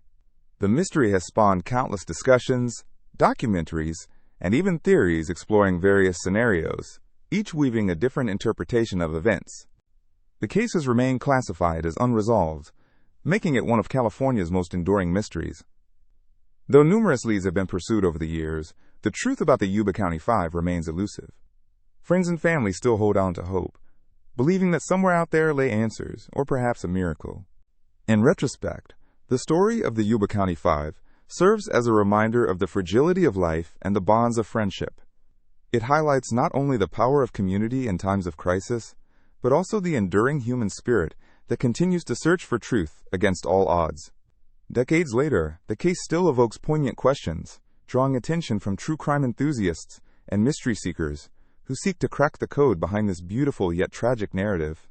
The legacy of the Yuba County Five lives on, igniting curiosity and remembrance, a testament to the enigmatic pull of unknown stories that remain just beyond our grasp.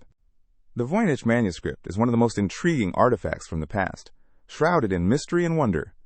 Discovered in 1912 by a rare book dealer named Wilfrid Voynich, this peculiar manuscript dates back to the early 15th century, possibly around 1400 to 1430, and is thought to have originated in northern Italy. Despite being examined by linguists, cryptographers, historians, and even computer scientists for over a century, the text remains an enigma, undeciphered and enigmatic. Its pages contain approximately 240, and feature a strange and elaborate script that has defied all attempts at translation. The writing system is unlike any known language, which leaves experts baffled.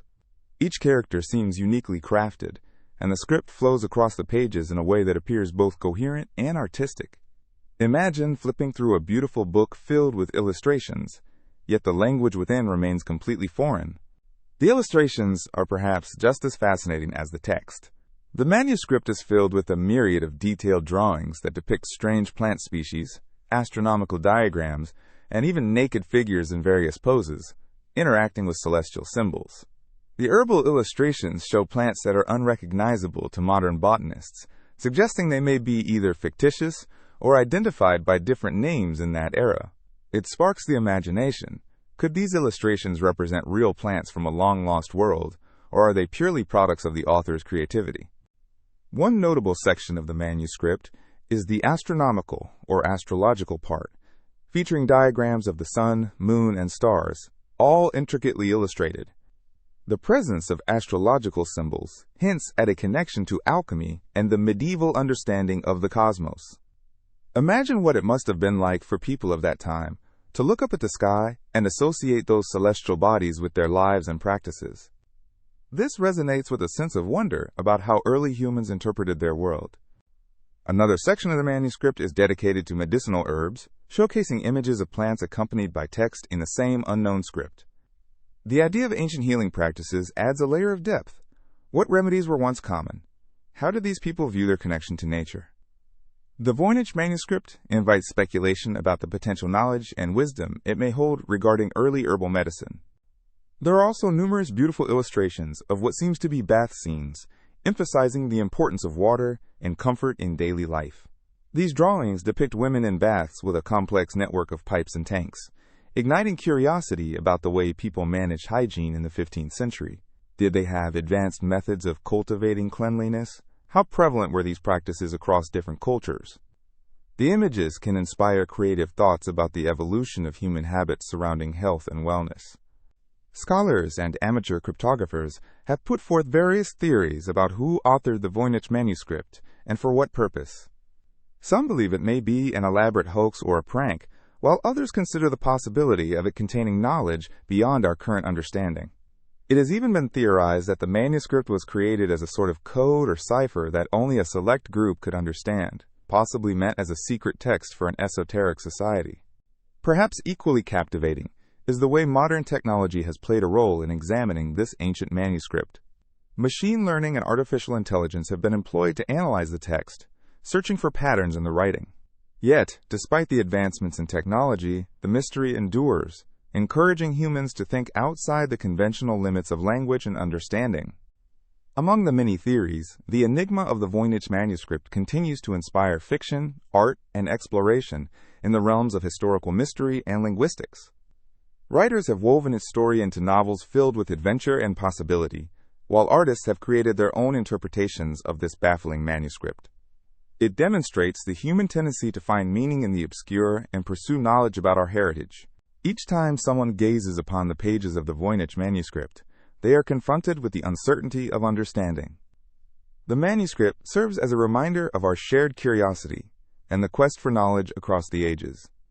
The scholars, codebreakers, and enthusiasts who dedicate their time to unlocking its secrets fuel our collective fascination with the unknown, highlighting the power of human inquiry. In closing, the Voynich manuscript symbolizes the blend of art, science, and mystery. It opens a window into the past, where thoughts and ideas were captured in a manner we have yet to fully comprehend. What stories lie within those pages, waiting to be heard? Each turn of the page invites us to ponder the mysteries it holds, igniting a sense of wonder about the lives of those who came before us and the wisdom that may still be waiting to be revealed. The Roanoke colony, an early and ambitious attempt at establishing an English settlement in the New World, is steeped in mystery and intrigue. This colony, located on Roanoke Island, off the coast of present-day North Carolina, was established in 1585 as part of a broader effort by England to explore the Americas and establish a foothold against Spain's territorial claims. The story begins with Sir Walter Raleigh, a prominent figure in English exploration. He sought to create a permanent settlement in the New World and believed that Roanoke Island, with its strategic position and natural resources, would be an ideal location. The first group of settlers, consisting of about 100 men, arrived in the summer of 1585. Their primary mission was to gather information about the land and its inhabitants, as well as to create trade relationships with local Native American tribes. However, the settlers faced numerous hardships, including a lack of food and conflicts with indigenous populations. Unable to sustain themselves, the colony was eventually abandoned. A second attempt followed in 1587, this time led by John White, who is often remembered for his role in this dramatic saga. This group included families, not just men, indicating a desire to establish a permanent community. After arriving at Roanoke, John White and his settlers quickly realized that the challenges from their first attempt had not disappeared. Food shortages and tensions with local tribes continued to pose threats. White decided to return to England for supplies, but the journey was delayed due to the ongoing conflict between England and Spain, which heated up during this era. White's return was postponed for 3 long years.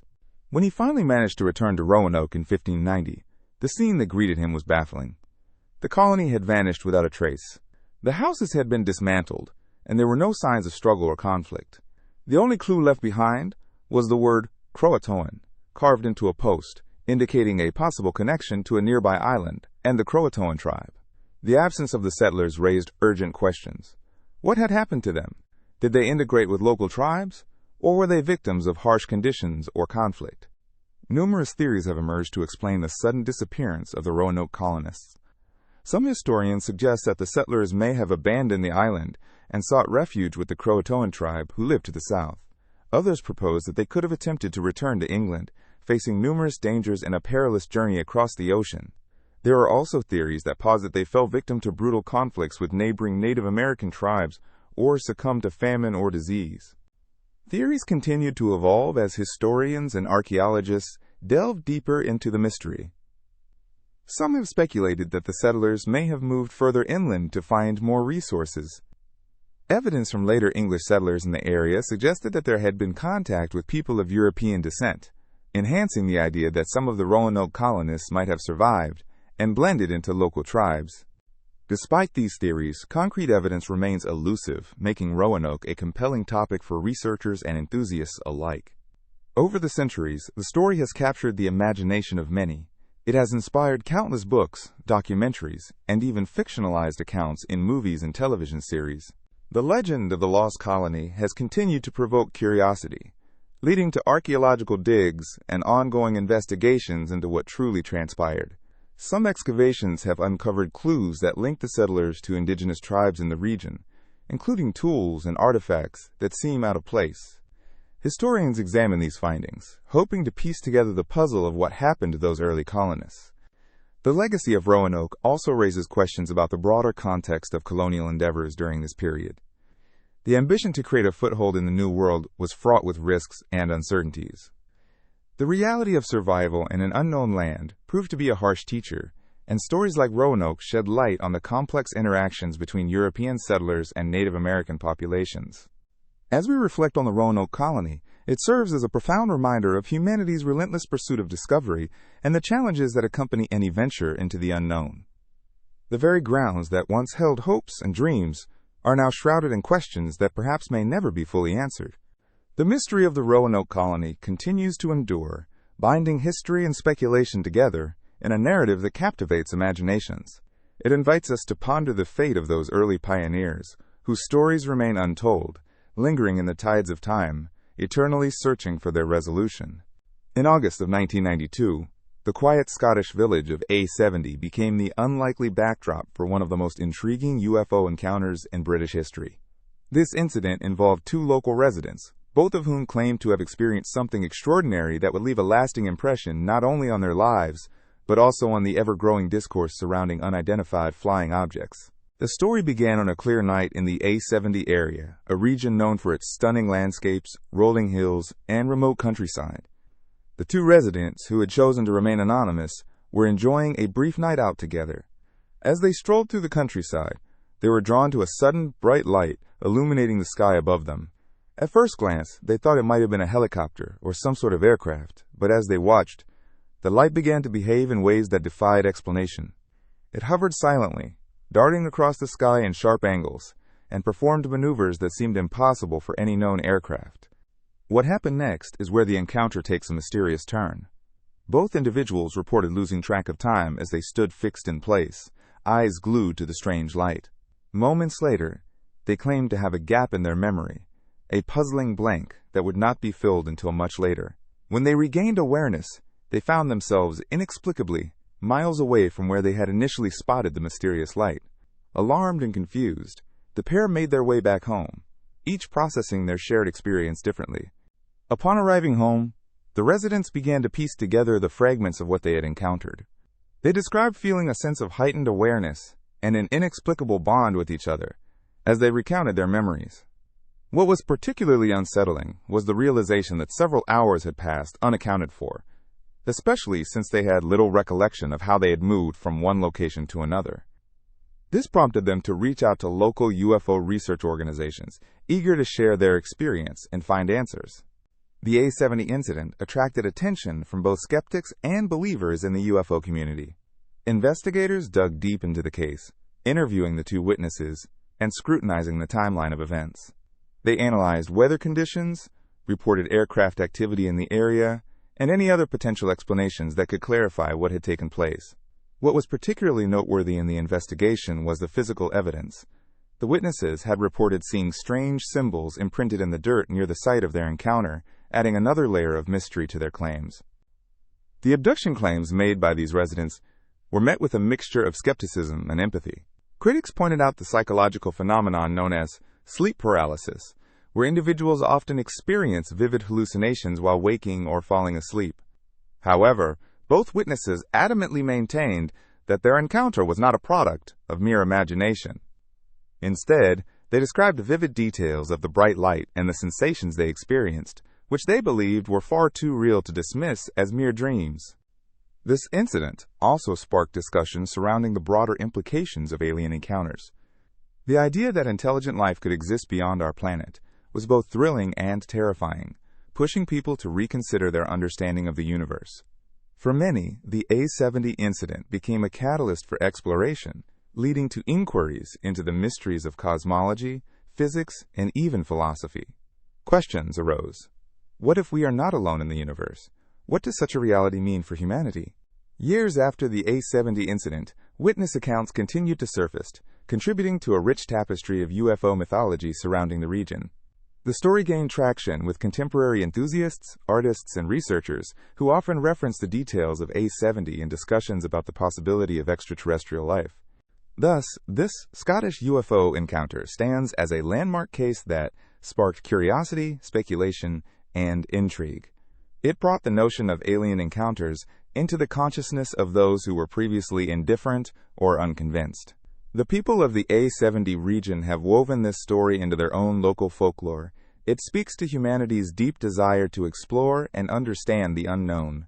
The A70 incident encourages us to keep looking up at the night sky, pondering not only what is out there, but also what mysteries yet await discovery. Ultimately, the events of that fateful night opened doors to a broader conversation about experiences beyond the ordinary, intertwining the mundane with the extraordinary. As we continue to explore the great unknown, the legacy of the A70 encounter serves as a reminder that curiosity fuels our journey through life, and that every shadow in the night sky calls out for investigation, inviting us to question and to wonder. So next time you find yourself gazing into the starry expanse, remember the stories of A70 and those who dared to step into the realm of the extraordinary. Their experience lingers in the air, a testament to the enigma that is the universe and our unending quest to decipher its secrets. The missing 411 phenomenon is a captivating and mysterious topic that has intrigued many people over the years. It refers to a collection of cases involving individuals who have vanished without a trace in national parks and forests across North America. These disappearances have sparked curiosity and concern among park rangers, researchers, and the general public, with many wondering how someone can simply go missing in such vast and seemingly well-traveled areas. Imagine waking up in a beautiful national park surrounded by towering trees, pristine rivers, and the sounds of nature. People come to these places seeking adventure, tranquility, and a connection with the great outdoors. However, amidst the beauty lies an unsettling reality. Numerous reports indicate that some visitors to these parks have disappeared under baffling circumstances. This has led to the compilation of data that highlights the peculiar patterns associated with these cases. The phenomenon is most prominently documented by author David Paulides, who has spent years investigating these unsolved cases. His books delve into the stories of missing individuals, the areas they disappeared from, and the factors that make these situations particularly puzzling. What draws people to the stories behind these mysterious vanishings is not only the enigma surrounding each case, but also the idea that the great outdoors can hold secrets that are still waiting to be uncovered. One common theme in many of these cases is that the individuals seem perfectly capable of navigating their surroundings. They often had experience in camping or hiking, yet their disappearances occurred in a blink of an eye. Witnesses report seeing them one moment, and then they are gone without explanation. It's as if the vast wilderness had claimed them, leaving behind unanswered questions. Many cases have been documented in specific parks, known for their beauty, yet also unique geographical features, such as the dense forests of the Pacific Northwest, or the rugged terrain of the Rocky Mountains. These areas, while breathtaking, can also be treacherous with their varying weather, steep cliffs, and hidden wildlife. Some people argue that these environments play a significant role in the disappearances. Interestingly, certain patterns have emerged from the missing persons reports. For example, several cases involve individuals who were last seen near water sources or specific geographical markers. This raises questions about whether there might be something in these locations that draws people in, only for them to become disoriented or lost. There are also instances where groups of people have gone missing in close proximity to one another, which can further mystify the situation. The emotional impact of these disappearances can be profound. Families and friends of those who have vanished often experience a range of emotions, from grief to confusion. The uncertainty surrounding their loved ones can create a haunting sense of loss that hangs over the communities affected. In many cases, searches are conducted vigorously, with teams scouring the wilderness for any sign of those who have gone missing. Yet, despite such efforts, many cases remain unsolved, adding to the eerie nature of the phenomenon. The missing 411 cases have attracted attention from not just amateur enthusiasts but also professionals in various fields, including park management, search and rescue operations, and even researchers focusing on human behavior in natural settings. Discussions and analyses based on interviews, data, and geographical studies have sought to uncover patterns and possibly shed light on why these disappearances occur. Some theories propose that factors such as environmental conditions, human error, wildlife encounters, or even the psychological state of the individuals might play a role. Others have ventured into the realm of the supernatural or unexplained phenomena, suggesting that something beyond our understanding may influence these events. The combination of mystery, wilderness, and the unknown creates a story that continues to captivate audiences. Furthermore, the phenomenon encourages a deeper understanding of safety practices in nature. It serves as a reminder for outdoor enthusiasts to remain vigilant even in well-known areas and to take precautions such as informing others of travel plans, carrying the right gear, and being aware of one's surroundings. The fact that each year, countless visitors enjoy these natural spaces without incident should also instill a sense of respect and appreciation for the beauty and power of nature. While the missing 411 phenomenon remains largely unsolved, it does not lack depth or intrigue. It ignites discussions around adventure and caution, the allure of the wild, and the very essence of the human experience in nature. Each disappearance becomes a thread in a larger narrative about our relationship with the wilderness, prompting questions about what we truly understand about the vast, uncharted territories that lie beyond the beaten path. As you think about these mysteries, consider the untold stories, waiting to be discovered within nature. Each visit to a park can be an exploration, not just of the environment, but also of history, psyche, and perhaps the unknown. The tale of missing individuals serves as a bridge connecting the past, the present, and the great mysteries of the world, inviting everyone to ponder what lies beyond the surface and how nature continues to inspire both wonder and caution in equal measure. In 1964, a fascinating photograph emerged from the shores of the Solway Firth, an estuary on the border between England and Scotland. This image captured the imagination of the public and sparked debates among enthusiasts of both photography and the unexplained. It depicted what appeared to be a humanoid figure, distinctly resembling an astronaut, standing on the grassy outskirts of the estuary. This sighting has been referred to as the Solway Firth Spaceman. The photograph was taken by a local man named Jim Templeton while he was out with his daughter on the day in question. Templeton was enjoying a peaceful day, taking pictures of his daughter, when he inadvertently captured this mysterious figure in the background. Upon developing the film, he was surprised to discover the silhouette of what appeared to be an astronaut-like figure striking a stark contrast against the natural landscape. The image created an immediate sense of intrigue and started to attract attention from both media and researchers. Witnesses and skeptics alike began to scrutinize the photograph, prompting discussions about its authenticity and implications. The ordinary backdrop of rolling hills and the soft gradient of the sky made the figure stand out even more. Its apparent spacesuit and helmet suggested an otherworldly presence, leading some to believe that this could be evidence of extraterrestrial visitors. The idea of witnessing something beyond our planet has always fascinated humanity, and the Solway Firth Spaceman became a focal point in that narrative. As news of the photograph spread, various theories emerged, attempting to explain the mysterious figure. Some speculated that it could have been a man dressed in a peculiar suit or gear for a specific purpose, while others pointed towards the possibility of an elaborate hoax. Jim Templeton himself was adamant about the authenticity of the photograph. He insisted that he had not seen the figure with his naked eye at the time of taking the picture. This claim further fueled interest in the image, drawing in amateur investigators, enthusiasts, and even professionals who were eager to analyze the scene. Over the years, the Solway Firth Spaceman has been subjected to various investigations and analyses. Experts in photography have examined the image, looking for signs of tampering or manipulation. Although some advanced tools have scrutinized the original photograph and revealed no clear evidence of alteration, the debate continues. Researchers have delved into the specifics of camera technology from that era to consider how the image may have been captured. They explored everything from light exposure to film grain, trying to understand how the image could include a figure that seemed incongruous with its surroundings.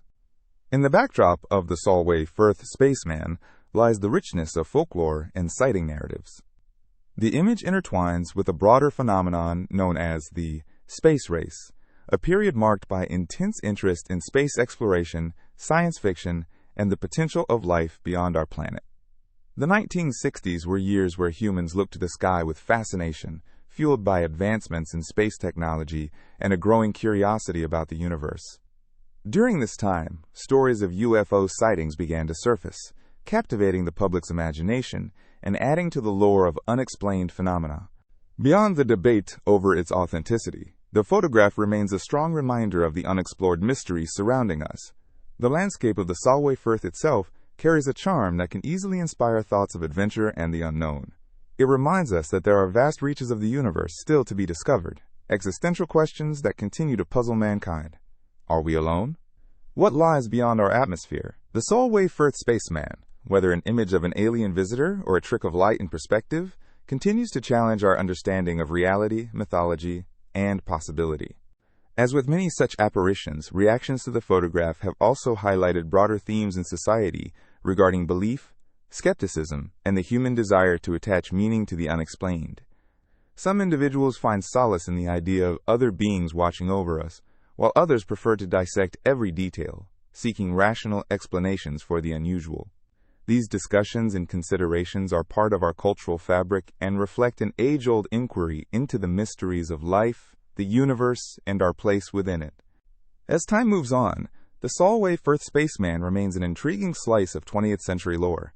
It embodies the intersection of technology and imagination, invites us to ponder what lies beyond our earthly realm, and fosters a spirit of exploration. Whether one believes in the existence of extraterrestrial life or sees the photograph as mere folklore, it serves as a captivating reminder of the curious world in which we live, where truth and myth often collide. So, the next time you gaze up at the stars, remember that someone once thought they captured a glimpse of the unknown, standing quietly on the edge of a beautiful landscape, reminding us to keep looking, questioning, and exploring. The Voynich Manuscript, an enigmatic tome that has puzzled scholars, cryptographers, and curious minds alike for centuries, is a true mystery of history. Discovered in the early 20th century by antiquarian book dealer Wilfred Voynich, this manuscript has ignited fascination due to its strange illustrations, unrecognizable writing, and elusive purpose. Dating back to the early 15th century, the Voynich manuscript is believed to have been created in Europe, although its origins remain a topic of heated debate among experts. The manuscript is composed of around 240 pages, filled with intricate botanical drawings, astronomical diagrams, and cryptic text, written in a unique script that has yet to be deciphered. The pages are made of vellum, suggesting that it was crafted with care and intended for a specific audience, though who that audience might be is still uncertain. The language of the Voynich manuscript has been dubbed Voynichese, and it is characterized by its startlingly unusual structure. The script appears to follow its own set of grammatical rules, defying the conventions of any known language. Attempts to crack its code have fascinated linguists, cryptographers, and amateur codebreakers over the years. Some researchers believe it might be a constructed language, while others theorize it could be a complex hoax intended to baffle future generations. Among the most captivating aspects of the manuscript are its vivid illustrations. Many of the pages showcase unidentified plants, some of which have never been seen before and do not correspond with any existing botany. This peculiar aspect raises intriguing questions. Was the manuscript an herbal book containing secret recipes for medicinal plants? Or perhaps it was a whimsical catalog of imaginary flora drawn from the author's imagination. The truth remains elusive, as botanists have struggled to link the plants depicted to any known species.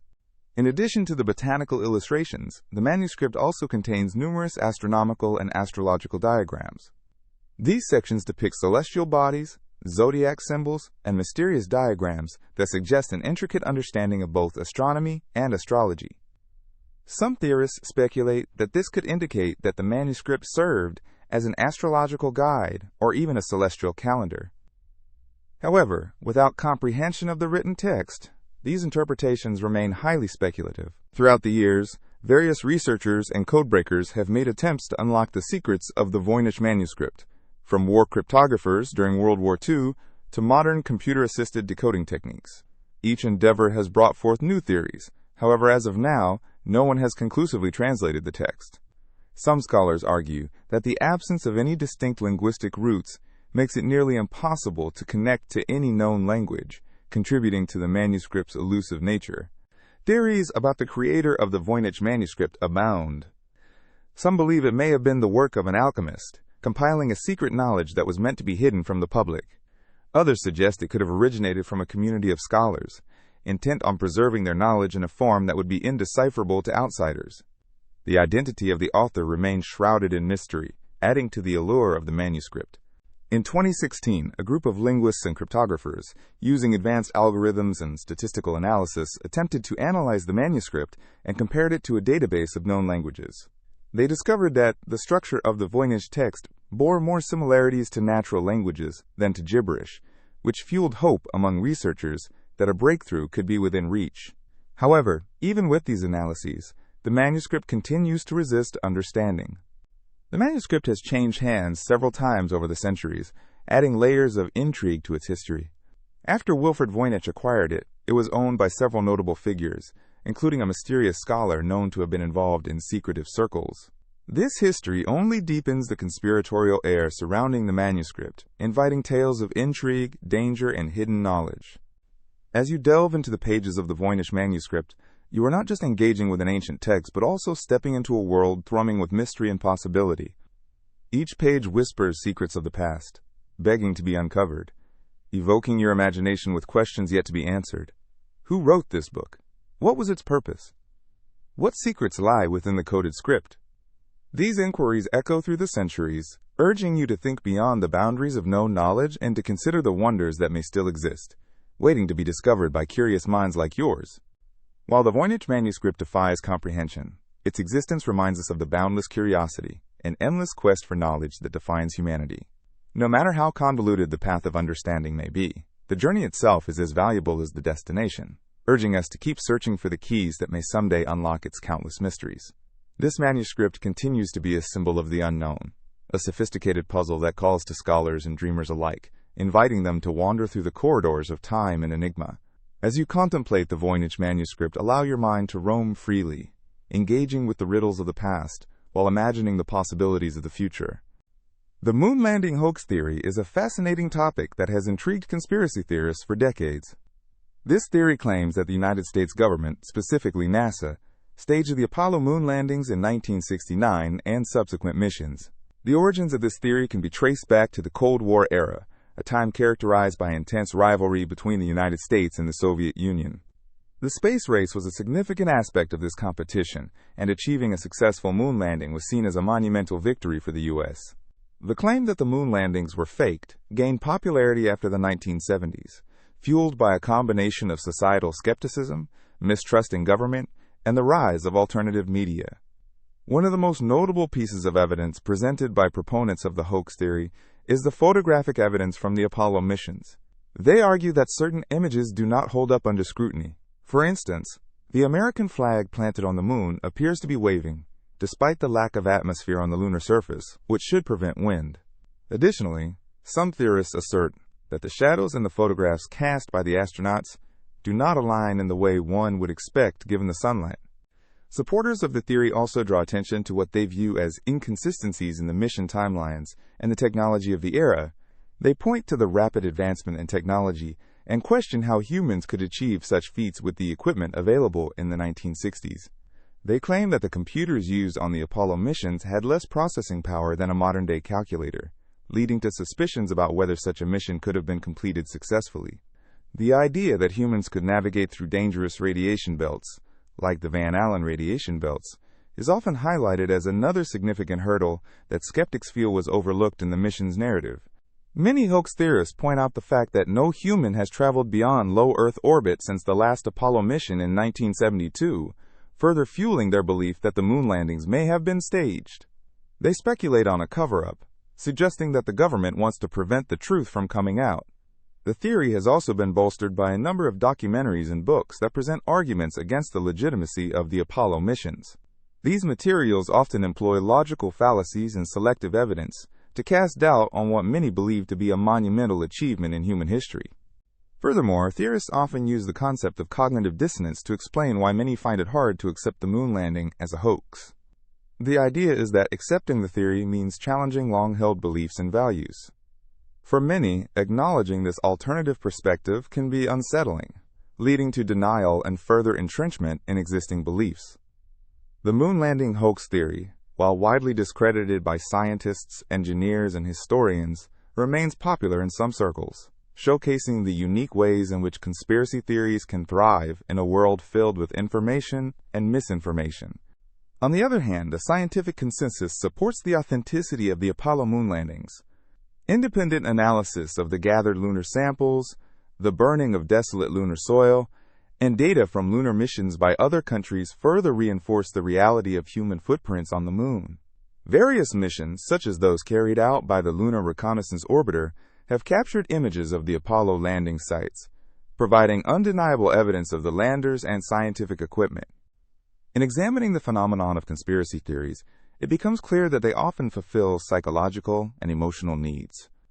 They provide a sense of control, belonging, and often a storyline that is easier for some to digest than the complexities of reality.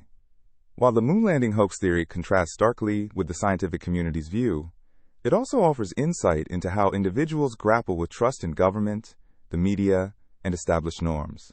Ultimately, the allure of conspiracy theories lies not only in the narratives constructed around them, but also in their resonance with broader human experiences, beliefs, and fears. The moon landing hoax theory exemplifies this dynamic, revealing how a story, whether based in truth or constructed from suspicion, can capture the imagination and shape discourse across generations. As we explore the realms of belief and skepticism, the The interplay between facts and perceptions becomes a vivid landscape of human curiosity and inquiry. In our increasingly connected world, the moon landing hoax theory serves as more than just a claim about a historic event. It reflects the continuous struggle between truth and belief, inviting us to question not just the cosmos, but the narratives we choose to embrace. The vibrant discussions surrounding such theories remind us of the importance of critical thinking, open dialogue, and the quest for knowledge that drives humanity forward. Whether one leans toward skepticism or faith in documented history, exploration of ideas like these ensures that our understanding of past events, the nature of truth, and the future of human exploration remains dynamic and ever-evolving. The legend of the Chupacabra is one that has captured the imaginations of many, weaving a tale that stretches across the Americas. This creature is often described as a mysterious, bloodthirsty being that preys on livestock, particularly goats. Its name, which translates to goatsucker in Spanish, hints at its notorious reputation for draining the blood of its victims, leaving behind a peculiar scene that has sparked countless stories and theories. The first reported sightings of the Chupacabra date back to the mid-1990s in Puerto Rico, where a series of livestock attacks caused a frenzy among local farmers. They described finding their animals with puncture wounds in their necks and completely drained of blood. This led many to believe that a new kind of predator had emerged, one unlike any they had encountered before. Witnesses painted various images of the creature, from a small, hairless, dog-like figure to a larger reptilian being with spines running down its back. These varying depictions only added to the creature's mystique. As the legend spread, reports of Chupacabra sightings proliferated across the Caribbean and into North America, particularly in states like Texas and Florida. Each sighting seemed to add its own unique detail, making the Chupacabra a creature alive with local flavor. Some descriptions of the Chupacabra included glowing red eyes, sharp fangs, and long claws, while others painted it as a more terrifying creature, resembling something out of a science fiction movie. One theory that emerged was that the Chupacabra represented a fear of the unknown. In an era where scientific understanding was not as advanced, it was easy for many to attribute unusual occurrences to mythical creatures. Farmers who lost livestock sought explanations that fell outside the realm of their reasoning. Chupacabras became the perfect scapegoat for sudden, mysterious losses, igniting the imagination of the masses. In addition to its gruesome reputation, the Chupacabra has also contributed to a host of cultural phenomena. The legend inspired numerous documentaries, movies, and even songs, blending folklore with modern storytelling. It somehow became a symbol of fear and fascination for those who have heard its tale, a creature that balances on the edge of myth and reality. Over the years, many attempts have been made to unearth the truth behind the legend. Some skeptics claim that the Chupacabra is simply a misidentified animal suffering from disease, such as mange, which can leave creatures looking hairless and sickly.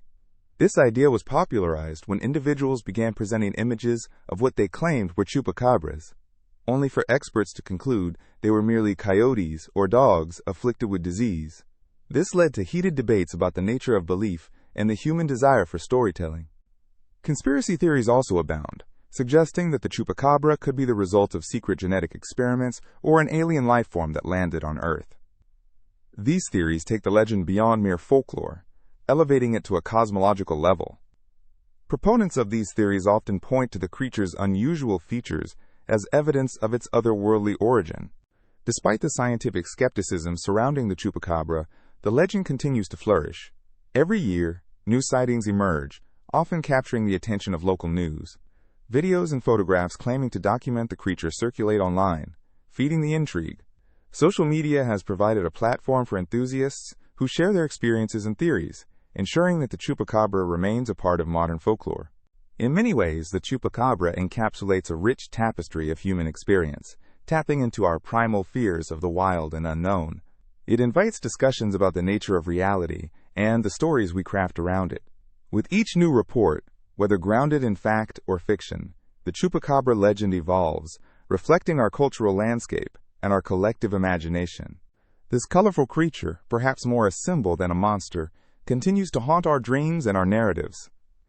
It serves as a reminder of humanity's tendency to seek answers in the unexplainable, enriching our folklore with tales of fear, wonder, and the eternal search for understanding in a world that is, at times, bewildering. Whether it truly exists or not, the Chupacabra remains an enduring legend, igniting curiosity and captivating the hearts of many as it prowls the darkest corners of folklore. Nestled in the foothills of the Pyrenees in southern France lies Rennes-le-Château, a small village steeped in mystery and intrigue. At first glance, it may seem like an unassuming place, with its cobblestone streets, quaint houses, and a population of just a few hundred residents. However, what makes this village truly remarkable are the countless legends and theories that surround it, drawing visitors from all corners of the globe eager to uncover its secrets. The story of Rennes-le-Château begins in the late 19th century, when a newly appointed priest named Béranger Saunière arrived at the local church dedicated to Mary Magdalene. As he studied the church and its history, Saunière became captivated by the hidden stories and symbols that adorned its architecture. Legend has it that he made a remarkable discovery while renovating the church, empowering him with newfound wealth that seemed to come from nowhere. According to various theories, Saunière uncovered a hidden treasure, which some suggest was linked to the Knights Templar, a medieval order of warrior monks known for their legendary riches. Others believe that he stumbled upon a cache of documents that could alter history as we know it, possibly revealing secrets about the bloodline of Jesus Christ and Mary Magdalene. As Saunière came into this fortune, he began to spend extravagantly, renovating the church and constructing elaborate buildings, including the enigmatic Tour Magdala and the curious Villa Bethania. Each structure is laced with symbolism and mysterious imagery that has since sparked numerous speculations. Visitors to Rennes-le-Château are often drawn to two significant locations, the church itself and the surrounding countryside. The church, originally built in the 12th century, features an array of intricate carvings, stained glass, and cryptic inscriptions. One can find symbols of the sun and moon, references to the zodiac, and even elements hinting at the ancient wisdom of alchemy. Such motifs have led many to believe that Saunière was part of a secret society, perhaps searching for the Holy Grail, or attempting to reveal hidden truths. Beyond the church, the village also boasts the mysterious Rennes-le-Château cemetery, where many theories claim Saunière may have hidden artifacts or treasure in various graves. The area is known for its stunning views, with rolling hills and ancient trees enveloping the landscape, creating a serene environment that teems with tales of adventure and discovery. These aspects have incited countless treasure hunts, which continue to this day, as treasure seekers and historians scour every inch of the landscape to uncover lost relics. Among the curious figures of history drawn to Rennes-le-Château is author Louis de Villers, whose writings ignited public fascination with the village and Saunière's life. Broken into parts, theories emerged like wildfire, each person adding their twist to the narrative. Decades of speculation have created a tapestry of intrigue, filled with secret codes, ancient symbols, and connections to various esoteric traditions. Theories range from connections to the Priory of Sion, an alleged secret society, to a supposed link with the Rosicrucians and their pursuit of enlightenment. As one wanders through the picturesque streets, there's an atmosphere of anticipation. Residents often recount their own interpretations of Saunière's mystery, and engaging with them can lead to fascinating stories, revealing how these tales have shaped the culture of Rennes-le-Château over the years. Some local shops offer books, paintings, and memorabilia that explore the myriad of theories surrounding the village's mystique. The most compelling aspect of Rennes-le-Château is perhaps the allure of the unknown. It is a space where history, legend, and possibility collide. Each visitor may find themselves pondering, what truly lies beneath the surface? Is it a treasure waiting to be claimed, or a secret that might rewrite history? It's a reminder of how the whispers of the past can resonate through time, sparking imagination and wonder. Rennes-le-Château is also home to annual events that celebrate its rich history and captivating mysteries. Festivals, art exhibitions, and talks on the many interpretations of Saunière's life draw curious individuals from around the world. Each event fosters a sense of community among enthusiasts and casual visitors alike, all engaging in spirited conversations, sharing insights, or simply basking in the beauty of this enchanting village. In addition to its captivating mysteries, the surrounding area offers stunning landscapes that invite exploration. Visitors can hike the nearby trails, which reveal breathtaking vistas of valleys and mountain ranges. The fresh air, combined with a rich history and folklore, creates a unique blend that encourages one to reflect and dream. As dusk falls over the village, the atmosphere transforms. The ancient stones of the church glow in the soft light, and a calm settles in. As the stars begin to twinkle overhead, one might find themselves lost in thought, pondering the village's secrets. Whether one believes in the treasure or the theories surrounding Saunier, it is hard not to feel a sense of excitement while wandering through such a storied location. Rennes-le-Château remains a beacon of mystery, where the lines between history, legend, and personal exploration blur. It invites all who visit to dive deep into their imagination, challenging them to uncover their mysteries, while enjoying the tranquil beauty of a village that promises adventure with every step. The secrets of Rennes-le-Château will undoubtedly continue to inspire generations to come, each person leaving with their own theories, tales, and an unforgettable experience woven into the rich tapestry of this small French village. Admiral Richard E. Byrd was a notable figure in polar exploration during the 20th century. His adventurous spirit and dedication to uncovering the secrets of the Earth led him on multiple expeditions to the North and South Poles. However, what many people find fascinating is not just his verified journeys, but also the mysterious accounts associated with his supposed secret diaries, which claim to reveal incredible expeditions into the depths of Earth beyond the polar frontiers. Byrd's explorations often captivated the public's imagination. He led several expeditions, including a significant one in 1928 that marked his first flight over the South Pole. He flew over vast stretches of icy terrain, documenting the landscapes and discovering areas few had seen before. These expeditions were not just about reaching the poles, they were also about scientific discovery, understanding climate patterns, and studying wildlife. Byrd demonstrated the spirit of adventure and inquiry that drove explorers before him, but what lies beyond the known was always a tantalizing question. In 1934, Byrd purportedly kept a diary documenting not only his incredible journeys, but also his mysterious encounters in what he termed Inner Earth. These diaries, often discussed in conspiracy circles, suggest that Byrd discovered openings at the poles leading to a hidden world beneath the surface. The idea of an Inner Earth is not new, but Byrd's potential observations added a layer of intrigue because of his credibility as an esteemed explorer. According to the accounts in his supposed diaries, Byrd ventured into regions of Antarctica that were previously unexplored. It is said that he encountered lush landscapes, strange creatures, and even human-like beings who resided in this hidden realm. The descriptions are as vivid as they are fantastic. A world where nature flourishes away from the harsh conditions of the outside world. The narrative delivers a tale filled with wonder, suggesting that a whole civilization might exist beyond the ice, untouched by modern society. The allure of these diaries lies not only in the fantastical journeys they convey, but also in the implications of their existence. What if explorers could find actual sanctuaries hidden from our view? This concept revives age-old myths about civilizations that dwell deep within the earth, reminiscent of stories found in ancient cultures that speak of subterranean kingdoms. These tales invoke a sense of wonder about what remains undiscovered in our own planet, stimulating curiosity about our surroundings and the potential for secrets that are yet to be unveiled. Of course, skepticism surrounds the authenticity of Byrd's diaries. Many argue that these accounts are fabrications or exaggerations that serve more as a thrilling story rather than factual reporting.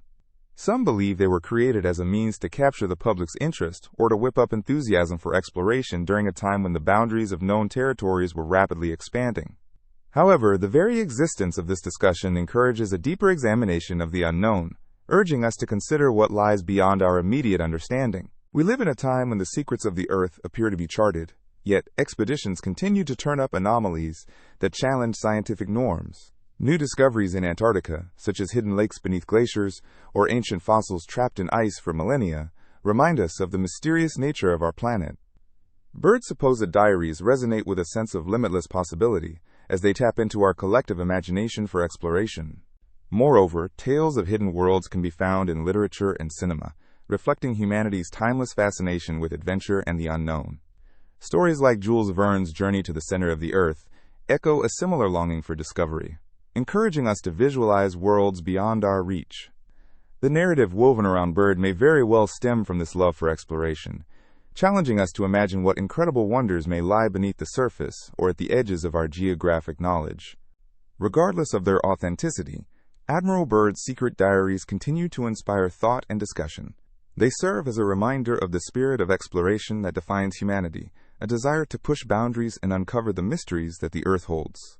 These tales bring to light the enchantments of discovery, fostering curiosity and wonder about everything that remains undiscovered within our own world. In conclusion, whether Byrd's diaries are fact or fiction, the allure of his potential findings nudges us toward an exciting realm of imagination. The idea that unknown civilizations or landscapes might exist within our planet invites us to reflect on our own explorations and encourage new generations of adventurers. After all, the drive to seek out the unknown is rooted deep within human nature, and stories such as Byrd's remind us that our world is full of possibilities waiting to be uncovered. This sense of adventure will always be part of our journey, urging us to embrace the mysteries that lie just beyond the horizon. Beneath the bustling streets of Paris lies a hidden world, an intricate network of tunnels known as the Catacombs of Paris. This remarkable underground realm is not just a testament to the city's history, but a hauntingly beautiful tribute to those who came before us. Imagine walking through a dark, cool passage, where the walls are adorned with thousands of skulls and bones, each telling a story of its own. The catacombs stretch over 200 miles, although only a small portion is accessible to the public. The origins of the catacombs date back to the late 18th century, a time when Paris was facing an overwhelming problem with its cemeteries. With limited space and a rapidly growing population, the city faced a sanitation crisis. The remains of numerous individuals were overcrowding burial sites, leading to perilous conditions. In response to this challenge, city officials came up with a unique solution. The bones would be transferred to the sprawling underground quarries that once supplied limestone for the construction of the city above. The journey of these bones began in 1786, when the first remains were moved to the catacombs. Approximately 6 million Parisians would eventually find their final resting place within the gently arching tunnels. As you walk through these eerie yet fascinating corridors, you encounter much more than mere bones. You come face to face with history. Each section is meticulously arranged, providing a glimpse into the artistry and care that went into creating this magnificent mausoleum. One of the most notable sections is the entrance of the catacombs, where visitors are greeted by an archway that proudly claims, "Stop, here lies the Empire of the Dead." These solemn words set the tone for a surreal adventure ahead. Within the catacombs, you can see expertly arranged displays of skulls and femurs, forming patterns and shapes that are both mesmerizing and somber. Each bone holds significance, representing not just an individual life, but the collective history of Paris itself. Strolling deeper into the catacombs, you soon realize that many famous figures of French history lie within these walls, turned to dust long ago. Among them are writers, artists, revolutionaries, and ordinary citizens, all contributing to the rich tapestry of Parisian life. It is said that even the remains of some victims of the French Revolution were relocated here, their stories forever intertwined with the legacy of this city. Local legends and ghost stories abound regarding the catacombs. People claim to have experienced strange occurrences while wandering through the tunnels. Whispers echo down the halls, shadows flicker just out of sight, and some visitors report an unshakable feeling of being watched. The catacombs, with their labyrinthine passages, can be disorienting. Some have ventured in and gotten lost, only to find themselves discovering unexpected chambers, centuries-old graffiti, and relics left behind by those who dared to explore. The atmosphere in the catacombs is undeniably unique. The air is cool and damp, a stark contrast to the warm, vibrant life above. This subterranean environment fosters a sense of reflection and introspection, inviting visitors to ponder their own existence as they walk among the whispers of the past. The darkness envelops you, and with it comes a sense of tranquility that is often rare in the fast-paced city above. Interestingly, the catacombs are not just a graveyard. They have also become the stage for art and culture. Over the years, filmmakers, artists, and musicians have been drawn to these enigmatic tunnels. The catacombs have appeared in various movies showcasing their eerie beauty, and artists have found inspiration in the juxtaposition of life and death present in this underground world. Some even host concerts and art exhibitions, where creativity finds a home amidst the bones. For those who venture to explore this hidden Paris, it is a journey through time, a chance to connect with the past in a way that few places can offer. The catacombs of Paris awaken a sense of curiosity, revealing the delicate balance between the beauty of life and the inevitability of death.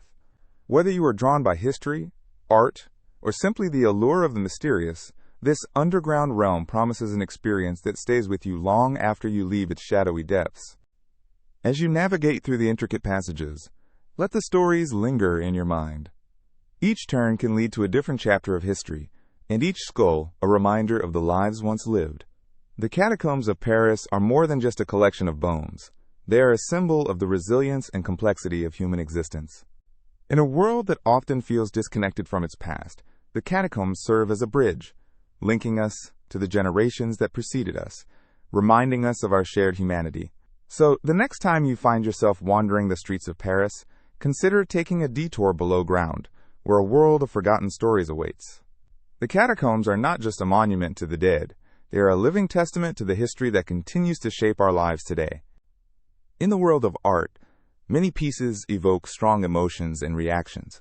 Among these is a series of paintings created in the 1950s by Italian artist Giovanni Bragolin, famously known as the Crying Boy.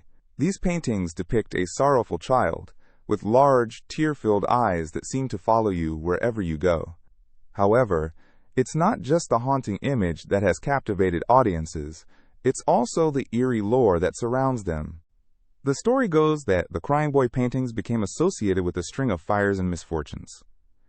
It all began in the late 1980s in the United Kingdom, where numerous reports surfaced claiming that homes which featured these paintings were mysteriously consumed by fire, often leaving the painting itself unscathed. This strange phenomenon gave rise to a chilling urban legend, the Curse of the Crying Boy. As tales circulated, people began to share their personal experiences. Some recounted that shortly after acquiring one of these paintings, they faced unexpected hardships such as financial ruin or health issues, further cementing its infamous reputation. One family reported that after bringing the painting home, they experienced a series of bizarre accidents, each more unfortunate than the last. A seemingly innocent piece of art became the center of their misfortunes, leading them to promptly remove it from their home. The fear associated with the Crying Boy gained traction when a sensational newspaper article in 1985 detailed numerous cases of fires linked to the paintings. This article claimed that firemen often found the paintings intact amidst the ruins, which only stoked the flames of the legend. The notion that they were cursed became an uncontested fact in the minds of many. However, it's essential to note that no evidence confirmed the painting's supposed supernatural abilities. Still, the stories persisted, and the Crying Boy became a cultural phenomenon in the UK during that era. But why are paintings of a crying child so unsettling? Art has a way of stirring emotions and memories within us. The innocent face of a child, wrought with sorrow, can evoke feelings of empathy, sadness, and even discomfort. It challenges viewers, forcing them to confront their own experiences with grief and loss. Perhaps the allure of the Crying Boy lies not solely in its image, but in the emotional depths it opens within each observer. As the legend spread, people began to look deeper into the artist's life and motivations. Giovanni Bragolin, whose real name was Francesco Scaramò, had a tumultuous history. His personal experiences, filled with tragedy and hardship, may have influenced his works, giving life to the cries of innocent youth trapped in emotional despair. This connection between the artist's life and his haunting subjects adds another layer of intrigue to the tales of misfortune and despair that accompany these paintings. Over time, the excitement surrounding the Crying Boy led to a growing interest in other works of art with dark histories or supposed curses. From paintings believed to harbor spirits to sculptures said to bring bad luck, the world of art is not without its eerie tales. The stories around them can be just as compelling as the artworks themselves, intertwining history, emotion, and the uncanny. The power of folklore and myth cannot be underestimated.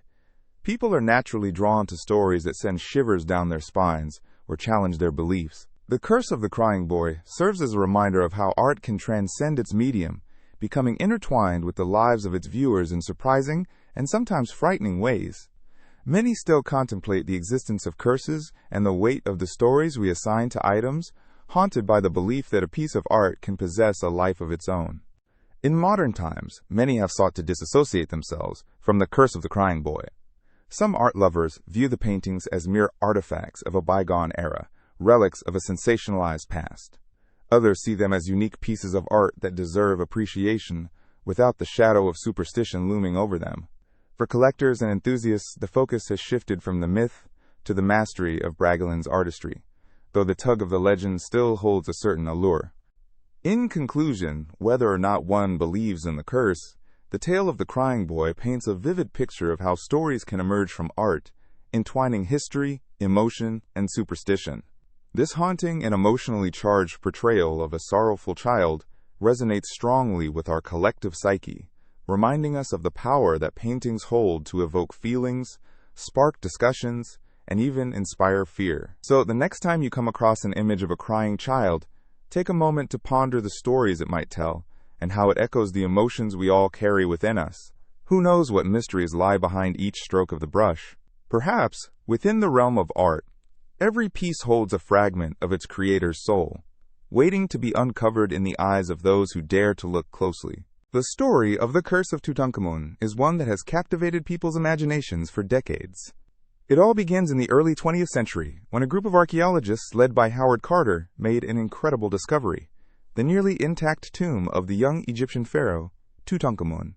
Buried for over 3,000 years in the Valley of the Kings, this tomb was a treasure trove of artifacts, filled with stunning gold items, intricate jewelry, and well-preserved sarcophagi. The discovery was unique, not only for its grandeur, but also because it was one of the few royal tombs found largely untouched by robbers.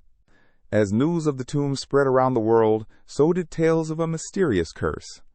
The legend states that anyone who disturbs the resting place of the pharaoh would suffer dire consequences. The idea of the curse gained widespread attention after a number of unfortunate events befell those associated with the discovery. The most famous incident involved Lord Carnarvon, the financial backer of the expedition. Just a few months after the tomb was opened, he unexpectedly died after a mosquito bite became infected. This incident led many to believe that the curse was real. Following Lord Carnarvon's death, other members of the team also faced tragic fates.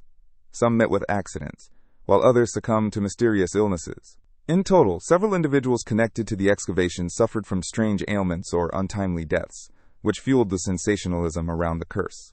Newspapers of the time seized upon these incidents and reported them with great enthusiasm, further embedding the curse into popular culture.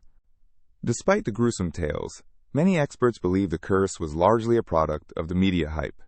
Scientific explanations were proposed to debunk the curse myth. For example, some researchers suggested that a hidden fungus or bacteria within the tomb could have caused illness among those who entered, leading to conditions that resembled poisoning or infections. The temperature fluctuations and the age of the artifacts might have created a perfect environment for these microorganisms to thrive, posing health risks to unsuspecting archaeologists. Furthermore, the notion of a curse aligns with ancient Egyptian beliefs. The Egyptians did place great importance on the afterlife, and they believed that desecrating a tomb could bring misfortune. However, it is important to note that not all archaeologists who entered the tomb experienced bad luck or illness. Many colleagues of Howard Carter lived long and healthy lives, raising questions about the randomness of the curse narrative. The figure of Tutankhamun himself adds to the fascination with this curse. He was just a boy when he ascended the throne and ruled during a time of significant change in ancient Egypt. His reign marked the end of the 18th dynasty, and he is often associated with the restoration of traditional religious practices after his predecessors introduced new worship practices. His unexpected death at a young age, combined with the treasures found in his tomb, has created a mysterious aura that many still find alluring. The Curse of Tutankhamun has also inspired numerous books, movies, and documentaries.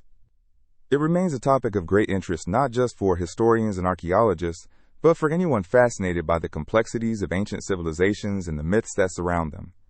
From Indiana Jones-style adventures to horror films that explore the supernatural implications of disturbing ancient sites, the lore of the curse continues to thrive in modern storytelling.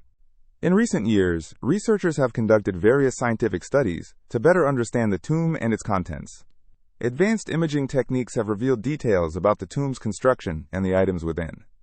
However, regardless of the scientific approach, the romanticism of the curse lingers.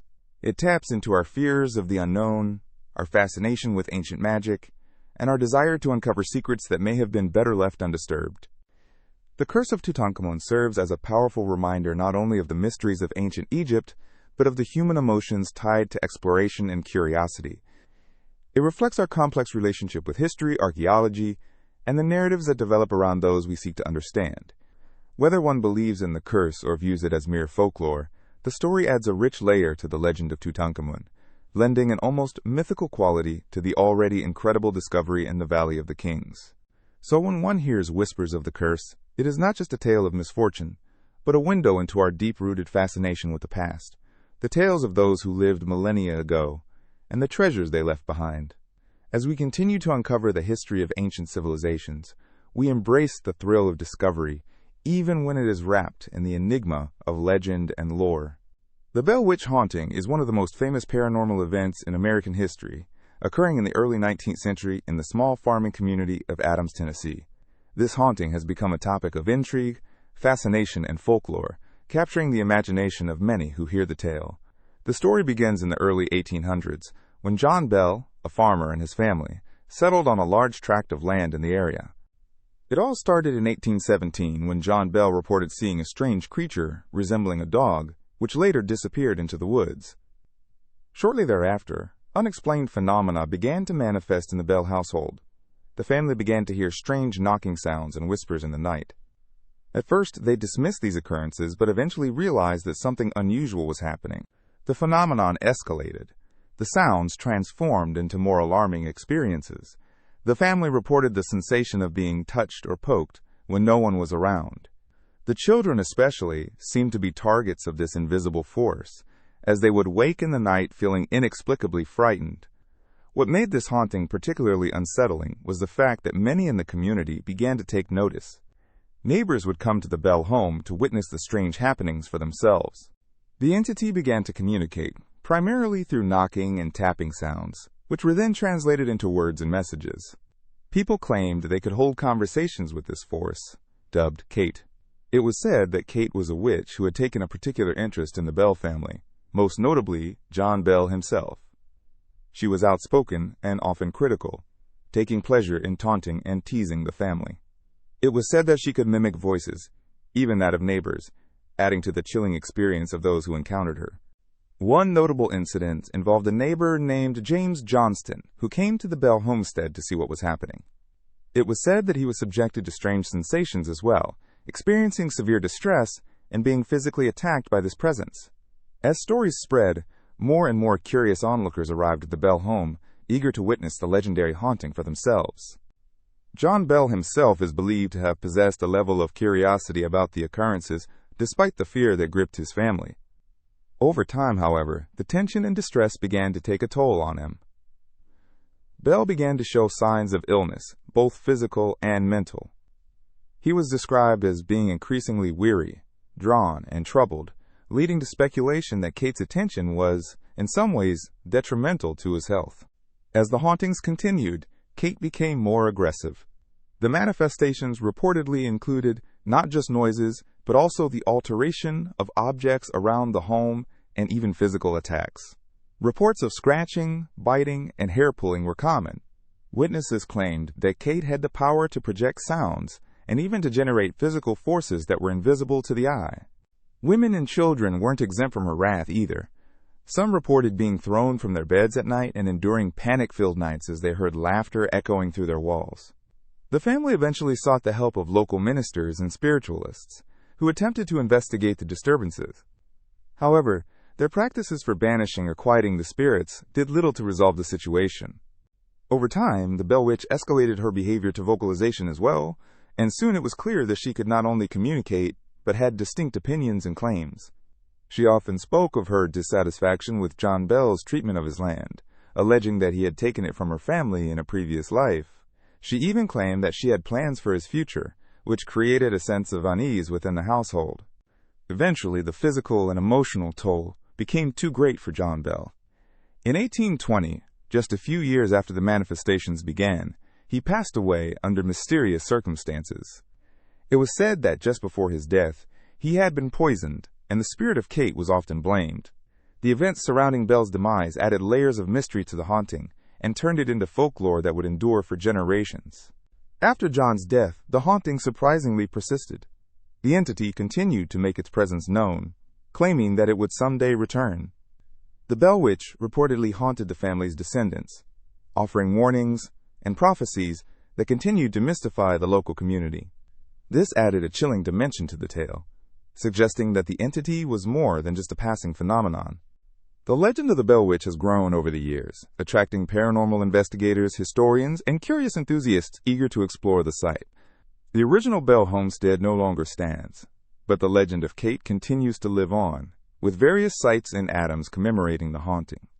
Tours, folklore gatherings, and ghost hunts are regular occurrences in the area, ensuring that the Bell Witch remains a fixture of American folklore. This tale of the Bell Witch illustrates a fascinating intersection of the mundane and the supernatural, showcasing how stories evolve over time, as each retelling brings forth new nuances and interpretations. The Bell Witch not only captured the imaginations of those who lived through the haunting, but also the many generations that followed. The haunting remains an essential part of Tennessee's history, and continues to evoke curiosity about the mysteries that may still linger in the shadows.